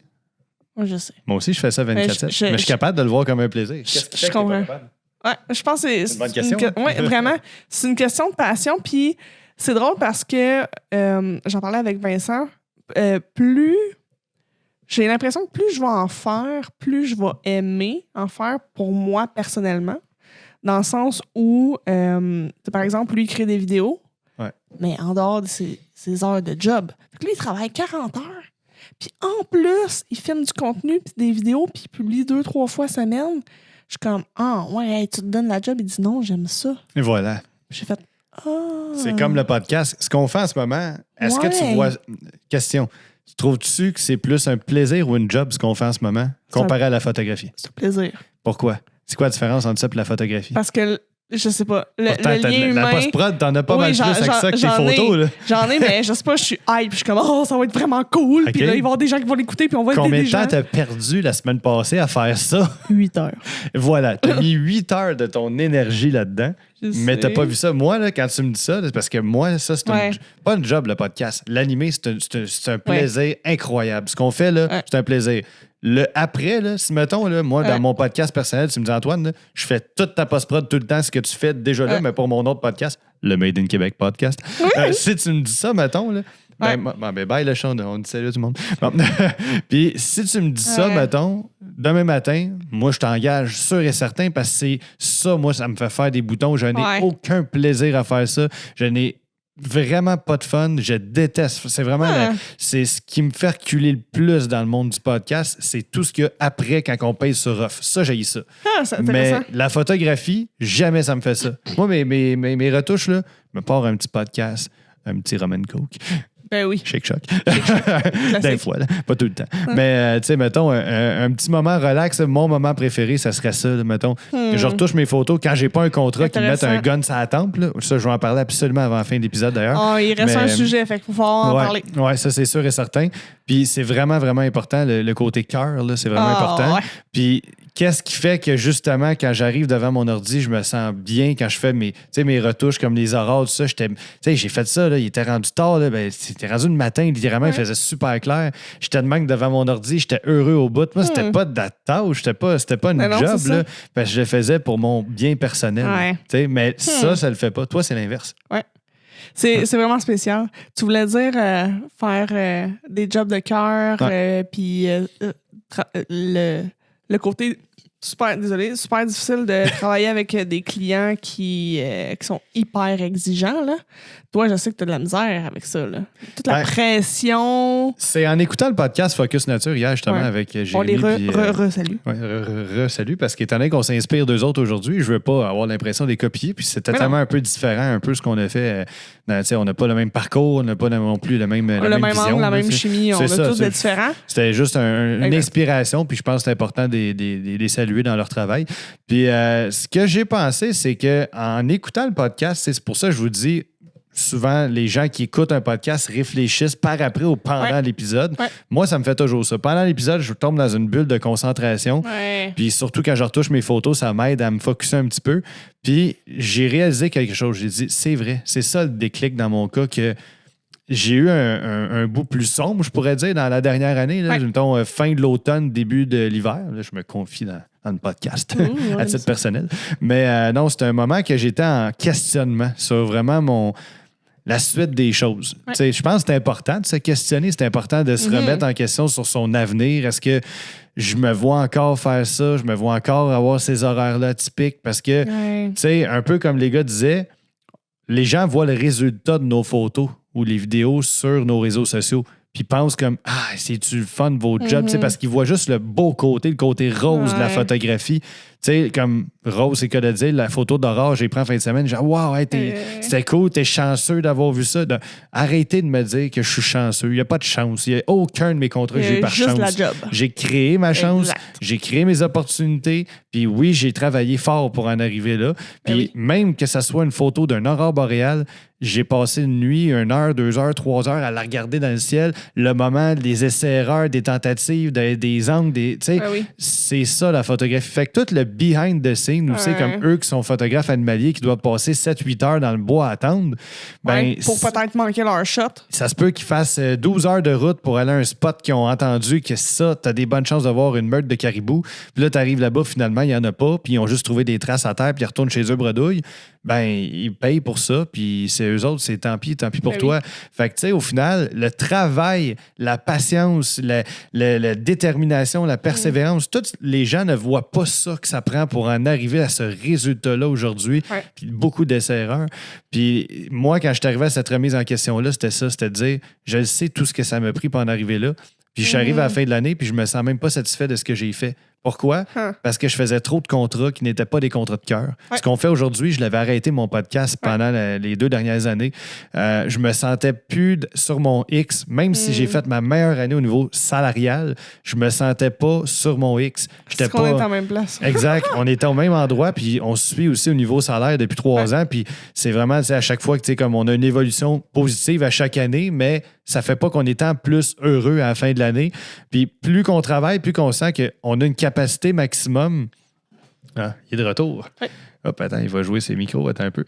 On a une capacité maximum qu'on le sait, comme tu l'as déjà dit. Le nombre d'heures, si tu veux en parler de ça, comme le nombre d'heures par semaine que tu sais que tu peux travailler, puis tu peux pas en prendre plus que ça. Puis là, si tu vas arriver à un certain nombre maximum d'argent que tu peux faire dans ton année à cause de ça. Là. Parce à part si tu engages d'autres photographes, mais tu le sais que toi, tu peux pas travailler 200 heures par semaine. Ben non, c'est ça. Puis ça fait partie de la formation que je suis en train de monter. Là. Dans ta journée ou ta semaine, tu as 25 % de ton temps qui est facturable. Ouais. L'autre 25 % c'est pour la post-prod, puis la prise... En fait, la post-prod, en fait. Ouais. Fait que 25 % où ce que tu es là avec le client que tu peux facturer, 25 % de post-prod, 25 % d'admin, puis 25 % de marketing ou de recherche client. Mais tu peux pas aller plus loin. Tu peux pas aller plus loin que ça. Fait qu'imagine que dans ta semaine de 40 heures, tu peux juste facturer 10 heures. Tiens. Il est fatigué, hein? Parce qu'il se couche chez les fils. Faut pas que tu touches au fil. Mais c'est ça. Fait que c'est fou pareil parce que ça fait en sorte que faut que tu fasses ton pricing en fonction de ça. Tu peux pas travailler 40 heures puis facturer 40 heures. Là. C'est pas comme ça, être travailleur autonome. Là. Ça marche pas. C'est ça l'affaire. C'est que tu peux pas... Tu sais, mettons que tu as fait X nombre d'argent dans la dernière année, puis là, tu te dis, j'ai atteint, mettons, 90 % de ce que je pouvais faire dans une semaine dans mon année. Ouais. Fait que là, tu sais que t'es brûlé, t'as travaillé tellement fort, puis là, tu regardes, ça m'a donné un bon salaire, mais il semble que on n'est pas millionnaire, puis il n'y a personne qui est ultra riche en faisant de la photographie. Non. Même si on en vit bien, tu te dis, il y a comme un... Il y a une limite. C'est ça, tu as une limite qui vaut-tu la peine? Ouais. Parce que si tu veux atteindre le 10 000 de plus l'année prochaine, mettons, ou 15-20 000 de plus, tu travailles tu te dis, je sais que le 10 000 de plus, là, il va me coûter tant de plus, ou tant de fins de semaine que tu n'es pas chez vous, ou tant de soirs que tu n'écoutes pas tes émissions, ou qu'il faut que tu te couches de bonne heure. Puis là, tu es comme, je ne sais pas si je suis capable d'y aller à ça de plus. Puis encore là, pour avoir ce salaire-là de plus, pour être plus confortable, mettons, dans ta vie de tous les jours, je peux dire, c'est quoi le ratio de contrat de cœur versus de contrat pas le fun qu'il faut que tu gardes? Parce qu'on n'a tous pas le choix. On a tout un type de photo. Les gars en parlaient, eux autres, c'était la photo animalière, mais ils n'ont pas le choix de garder des corpos ici et là pour booker fin de mois puis les mois plus tranquilles. Mais d'un autre bord, on dirait qu'en gardant... Moi, ça m'a comme fait réfléchir. Je me suis dit, en gardant des contrats un peu moins le fun... C'est comme si ça te donne une béquille qui t'empêche de te lancer à 100% dans ce qui te drive puis dans ce que t'es bon. Mais en même temps, c'est ça le problème. Si tu fais 100% des contrats de cœur, Ça veut pas dire du bénévolat, des contrats de cœur, là, mais des contrats de cœur peuvent être payants aussi. Oui, ça veut dire des contrats où tu es aligné avec tes valeurs. Tes passions. Oui, tes passions. Après ça, c'est plus difficile d'apprécier ces contrats-là parce que ça devient une habitude. Ça, c'est un fait.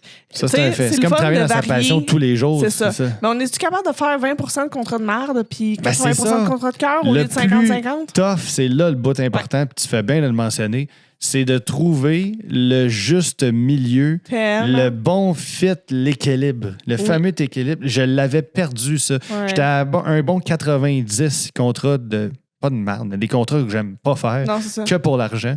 Puis un 10 que j'aime vraiment faire. Puis je suis payé pour ça. Là. Quand je dis 10 que j'aime faire, ça veut pas dire que je suis pas payé. Non, mais je suis payé, mais, tu sais, exemple, là, la NASCAR au mois d'août. Je suis payé, bien payé pour faire ça. Puis j'aime ça. Ça va être cool. D'ailleurs, c'est payé mon contrat. Payé, le mot. Mais c'est ça, tu sais, c'est vraiment ça va être cool. Ça me drive. Ça, c'est le fun. Puis je suis payé. Fait que c'est pour ça qu'on dirait que quand je finis des contrats de même ou quand je travaille pour un artiste, que je fais des photos sur le stage, que je vois la frénésie d'un concert, je ressors de là, c'est une drogue. Puis là, t'as goûté à ta drogue, t'en veux encore. Là, comme, pourquoi je peux pas en avoir demain? Quand je fais une conférence, là, je suis très bien payé pour la faire. Je finis, je me dis, je viens de faire, je ne donnerai pas mes tarifs, là, mais je viens de faire en 60 minutes le prix d'une semaine de shooting. C'est fou, hein? C'est ça, je me dis, je suis comme, oui, je suis plus payé, puis de l'autre bord, on dirait que je me suis dit, je pourrais en faire plus dans une année, puis je ferais moins de photos, puis j'aime faire ça, puis ça sert à quelque chose. Ça l'aide les jeunes, les gens sont heureux quand je... Au final, c'est pour ça que je me dis, c'est de trouver l'équilibre, mais des fois, on dirait que tout ce qui me drive, tout ce que j'aime faire, c'est pas nécessairement toute la même chose. Mais tu sais, si, mettons, on me disait ce qu'on fait là aujourd'hui, là, on te donne un contrat de 50 000 par année pour faire 12 épisodes. C'est cool. Mais moi, il y a bien des contrats de chenoute que je ferais. Je laisserais aller. Parce que ça serait pas de travailler dans ma passion nécessairement qui ça m'enlèverait pas ma passion. Au contraire, on continuerait de le faire comme on fait là, mais on aurait juste plus d'argent. T'sais. Fait que c'est ça, je me dis, c'est de trouver une façon d'avoir plus de contrats de cœur qui me drive puis qui m'enlève la pression des contrats de chenoute. Puis le bout le plus important dans tout ça, comme les gars disaient aussi, parce que ça m'a vraiment fait réfléchir à ça, c'est quand tu as des contrats de moins le fun, c'est souvent eux autres qui ont le plus de pression. C'est souvent eux autres qui te mettent un gun sur la tempe, puis l'expression, là, mais qui te mettent tellement de pression de les délais rapides, go, faut que tu fasses ça, puis qui ont des exigences, puis qui sont chialeux, puis qui, tu sais, c'est ces contrats-là que tu n'as pas le goût de faire souvent, qui sont tellement compliqués, puis drainants d'énergie.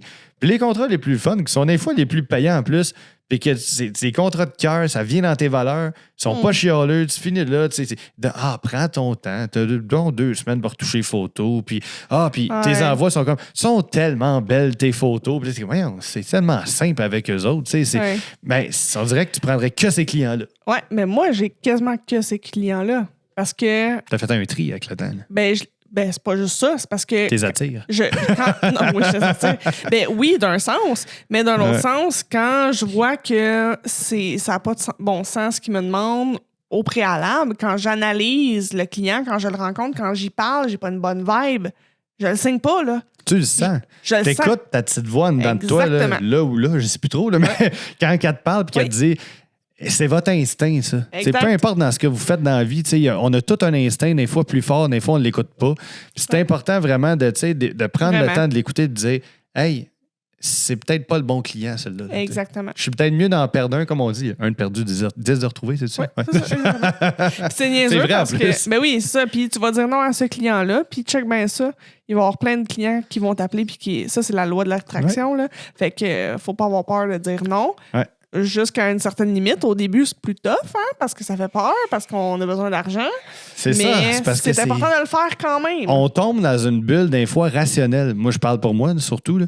Mais souvent, tu sais, quand c'est comme une roue qui tourne. Tu as moins de contrats, là, tu deviens insécure financièrement. Tu es insécure financièrement, tu deviens rationnel. Tu deviens rationnel, tu es moins créatif. Moins créatif, tu as moins d'idées pour créer des contrats.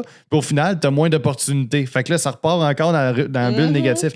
L'inverse, quand tu as revu la roue de l'autre bord, ben là, si tu te dis, je suis pas rationnel, donc je deviens créatif, donc tu te crées des opportunités, donc tu as plus de contrats, des contrats souvent qui sont plus le fun, puis là, au final, c'est plus payant. Fait que tu sais, c'est switcher la switch dans ta tête, là, de tomber dans le mode. je suis pas rationnel, je suis pas insécure financièrement, je me fais confiance, je suis bon, les contrats vont revenir. Exactement. Mais faut chaque jour, puis là, je reviens à ce qu'on disait tantôt, sortir 1% de sa zone de confort.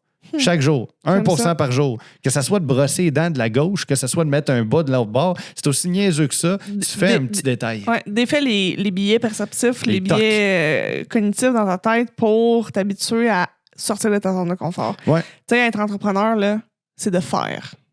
C'est pas d'être expert dans rien, là. C'est juste de faire des choses. C'est ça qui différencie un employé d'un entrepreneur. Exact. C'est que l'entrepreneur, il le fait. Ben c'est ça. T'as pas le choix de le faire. Puis si tu sais, c'est aussi niaiseux que quelqu'un qui... Tu sais, exemple pour le dessin. Tu dessines, je dessine. Tu sais, dans le temps, j'ai un certain talent là-dedans que je faisais des choses... un certain talent, là. Mettons que je l'ai perdu un petit peu la touche. Pourquoi? Parce que arrête de rire. Non, mais j'ai plus la facilité parce que je perds confiance à cause que j'en fais moins souvent. Ben oui. Puis là, je suis allé m'équiper d'ailleurs au H&M. Ça le passé, je vais te montrer ça tantôt. Oui. J'ai acheté des belles petites affaires. Mais non. J'étais supposé aller chercher un cahier à $15, je suis sorti de là à 80$. Ouais, mais c'est classique. C'est ça. Mais c'était tellement le fun. Fait que pourquoi que je dis ça, c'est que tout est dans la pratique. Si il y a un mois, j'avais fait ça à Saint-Adèle, mais t'as mis comme défi, je dessine le plus possible dans un mois. J'avais fait je pense que c'était 17 dessins dans le même mois.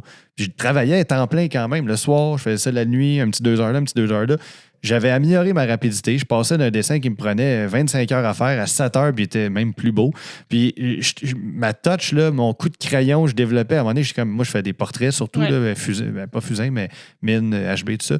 Puis là, à un moment donné, j'étais comme, je vais imiter ça, on va faire, OK, mes dégradés de même. Là, trouve l'estompe, là, OK, moi, je vais peut-être plus mon coup de crayon comme ça. Puis là, à un moment donné, tout était meilleur, tout était plus réaliste. Mon œil aussi s'habituait à, l'image, reproduire une image plus réaliste, les petits détails, je voyais tous les détails.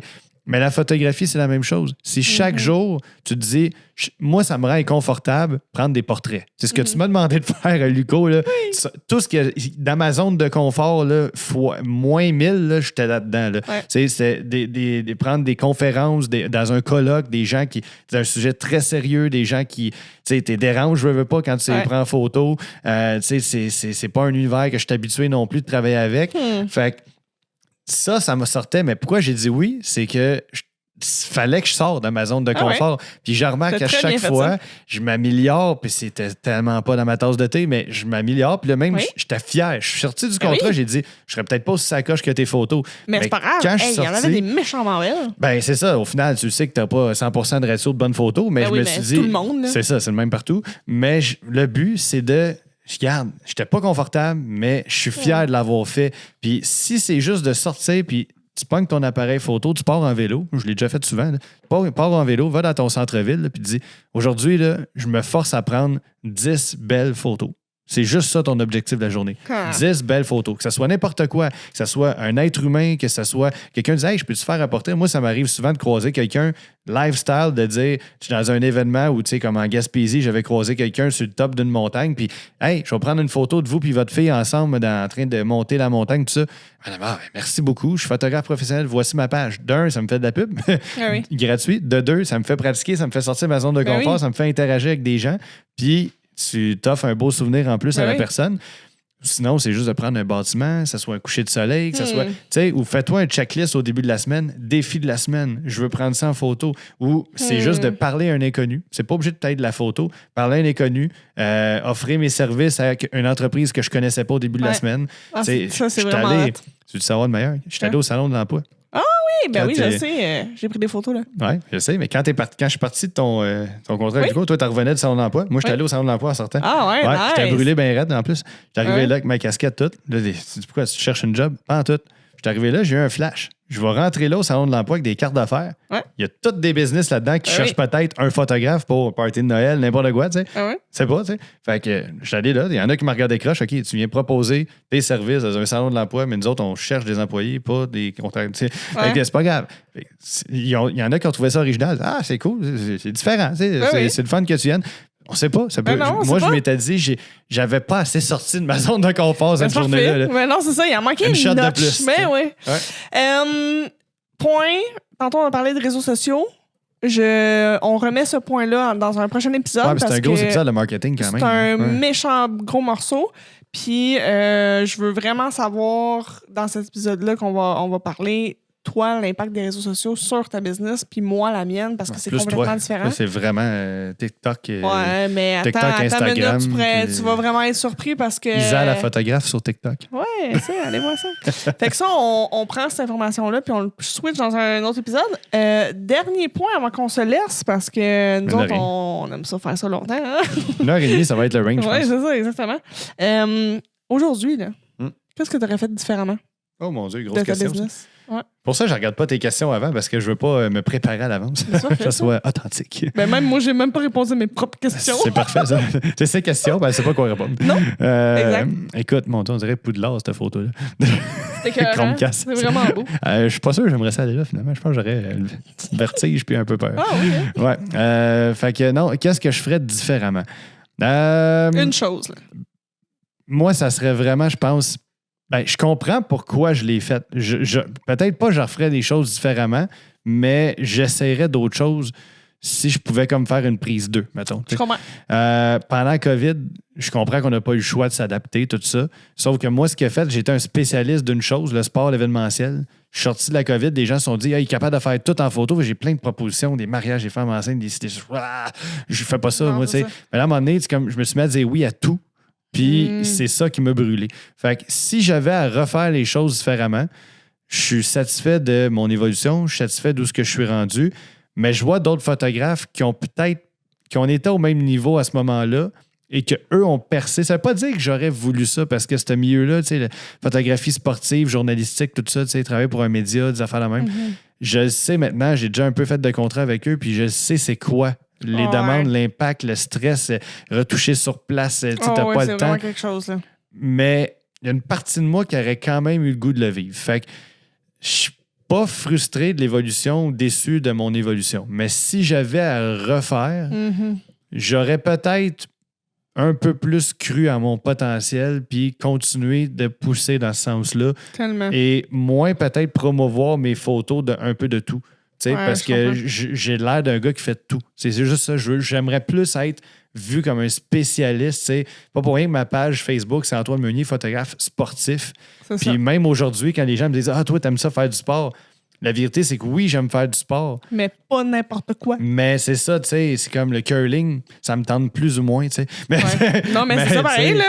J'aimerais ça faire, plus des sports qui m'intéressent réellement. Puis si j'avais le choix, j'aurais vraiment, vraiment poussé plus dans la photographie de scène, de spectacle. Parce que c'est ce que je fais aujourd'hui qui est peut-être arrivé un peu trop tard que j'y ai cru, que je me suis senti moins imposteur. Mais c'est là-dedans, quand je travaille, que ce soit avec des artistes ou que je couvre un festival ou un spectacle, chaque fois, la petite voix elle crie en dedans de moi. Là. Elle aime ça. Fait que c'est vraiment là-dessus, j'aurais peut-être fait les choses différemment. Puis peut-être travailler avec une comptable plus serrée, mettons. Là, avoir un soutien, parce que ça, c'est important aussi. On a toutes nos forces, on a toutes nos faiblesses. Savoir bien s'encadrer, ne pas avoir peur de déléguer. C'est avoir un entourage que tu peux te fier dessus autant familial, des amis qui croient en toi, des partenaires, des collègues. Des fois, on veut tous travailler tout seul dans ce monde-là, mais c'est important d'avoir un collègue que tu peux t'accoter dessus une fois de temps en temps, que tu as besoin. Tu dis, hey, va t'envoyer à telle place, j'ai un contrat pour toi, je suis pas à l'aise, peux-tu venir m'aider? Ou c'est le fun d'avoir des amis puis des helpers là-dedans.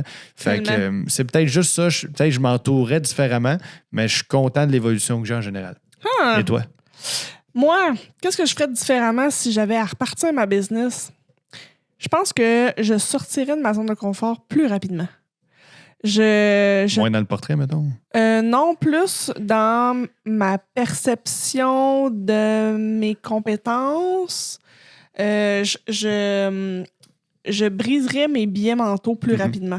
Tu sais, j'ai été longtemps, pendant 2 ou 3 ans, à me dire, à être comme stagnant sur ma confiance en moi, puis me dire, ben regarde, c'est ça, puis ça va être ça, puis tu sais, puis juste d'avoir pas la paresse, mais de manquer de vivacité d'esprit, de faire comme, j'ai le droit de faire différemment. J'ai le droit d'essayer des affaires et de me planter. C'est pas grave. Tu sais, j'ai tellement eu peur de faire des erreurs, de faire des cycles que j'avançais tellement lentement. Je pense que c'est ça que je ferais différemment. Je ferais comme, ose, plante-toi, vas-y, puis tu vas apprendre de ça, tu vas te développer, puis c'est le meilleur apprentissage que tu peux faire. Fait que je pense que je ferais ça. Ouais. Ouais, c'est une étape à la fois, peut-être de... C'est ça.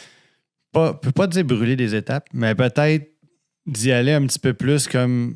Y aller avec mon cœur, faire comme ça. Au lieu d'y aller avec ma tête puis faire comme non, ça d'un coup. D'être moins rationnel au final. C'est ça. C'est d'être irrationnel. Des fois, on veut tellement avoir de l'air sérieux dans ce qu'on fait. Puis, des fois, on tombe trop, justement, quand on est trop dans le rationnel, on pense plus avec notre cœur, on n'est plus créatif. Puis là, on oublie peut-être pourquoi qu'on fait ça. C'est pour ça, moi, ça m'a vraiment fait du bien de prendre une petite pause au début du mois de janvier. Puis, de revenir plus fort sur mes pattes. Puis de dire, là, on retourne dans ce qui te fait vibrer un petit peu plus. Puis il y a des clients assez plates. On est mieux de perdre un client, même si tu dis, il te ramène quand même un peu d'argent. Puis tu sais, mets-le de côté.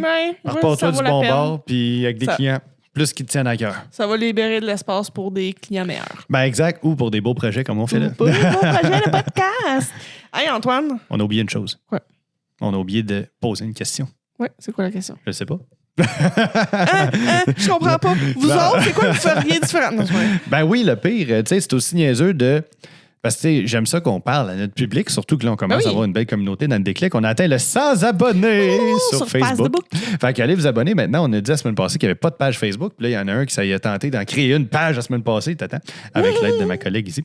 Et fait que là, on a réussi à avoir une belle page Facebook avec un nom, avec des images. Des choses. Des affaires qu'il y a là-dessus, il va y avoir des extraits. Fait que, on va faire des petits sondages ici et là, je pense, à toutes les semaines. Des questions qu'on va poser. Puis je pense cette semaine, j'ai envie de vous demander, vous, est-ce que vous avez des projets de cœur qui vous tiennent à cœur, des trips photos que vous aimeriez réaliser? Tu sais, on veut rêver un peu plus. Là, fait que partagez-nous vos objectifs ultimes dans la photographie. Ou ça peut être dans n'importe quoi. Ça peut être comme entrepreneur. Vous avez une business dans X milieu, puis là, vous voulez atteindre ce milieu-là. Votre rêve, votre objectif avec votre business respective. Puis, mettons, on se dit dans 5-10 ans, là, vous êtes rendu là, puis il faut que vous soyez satisfait. Fait qu'on va faire de la visualisation. Exactement. Pour bien terminer le podcast. Fait que visualisons ensemble un petit peu là-dessus. Moment de silence pendant qu'on visualise. Mais on veut vous entendre dans les commentaires. Marquez-nous ça. Puis on va faire un rebound là-dessus, prochain épisode, parce qu'on lit tout vos messages. Je sais qu'on a répondu à quelques commentaires que j'ai eus sur TikTok aujourd'hui. Fait que d'ailleurs, c'est vrai, je m'étais dit qu'il fallait parler de ce qu'on s'est fait poser, répondre aux dernières questions, mais en tout cas, moi, c'est parce que le problème, c'est que je réponds aux questions de mes TikTok. Fait que je réponds déjà. C'est ça. Mais là, on le fait déjà. Mais si vous voulez qu'on vous réponde dans l'épisode, écrivez donc vos commentaires sur YouTube. Si vous avez des anecdotes, des trucs à nous partager, on le dit tout le temps. On est un podcast d'anecdotes. On en a rencontré encore une couple aujourd'hui sur le fly. Puis si vous avez des choses à partager, vous voulez anonyme ou pas. J'ai quelque chose. Ah oui donc. OK, prochain épisode, on parle de marketing. Ouais. Toutes vos questions par rapport au marketing. Si vous êtes un entrepreneur, vos questions par rapport aux photos puis à la création de contenu. Puis si vous êtes photographe, on veut vos questions par rapport à votre contenu sur votre page. Mais ça, tu le sais, Facebook, photo. Hein? Ouais. Tu le sais que il y a un duo légendaire qui ont qui ont vraiment inventé ça, le marketing. C'est un duo, c'est 2 personnes. A. Ouais. B. Marc et Ting. Ah oui! Oh my God, ton 2 heures de sommeil, il te rentre dedans, hein? C'est écœurant. J'en connais une couple dont Jody qui va se taper à la face sur le bureau et va dire « Il n'y a pas de ça. » Il n'y a pas de ça. C'est dégueulasse de finir un podcast là-dessus. Imagine, moi, je vais en prendre une bière avec, il faut que j'en dure. Bon. Marc et Ting. Marc et Ting. Fait que écrivez-nous ça en commentaire. On va y répondre au prochain épisode. Et d'ici là, gang... On a fait 1h34 l'autre jour, 1h33 aujourd'hui, ça va finir 1h34. Hey, on est précis. Fais donc la fin, toi. T'as fait le début, je fais la fin. Ouais. Alors, merci d'avoir été avec nous dans ce podcast, le Déclic Podcast. Ça fut un plaisir de vous recevoir parmi nous, dans vos écouteurs, dans vos speakers d'automobile, voiture, qui sait. Tout ça. Tout ça. Puis, n'hésitez pas à nous écrire. Oui. On a le goût de vous voir, on a le goût de vous jaser. Oui, on aime ça. Vous entendre. On part la musique dans 8, 12. Ouais, non, faut que tu condenses.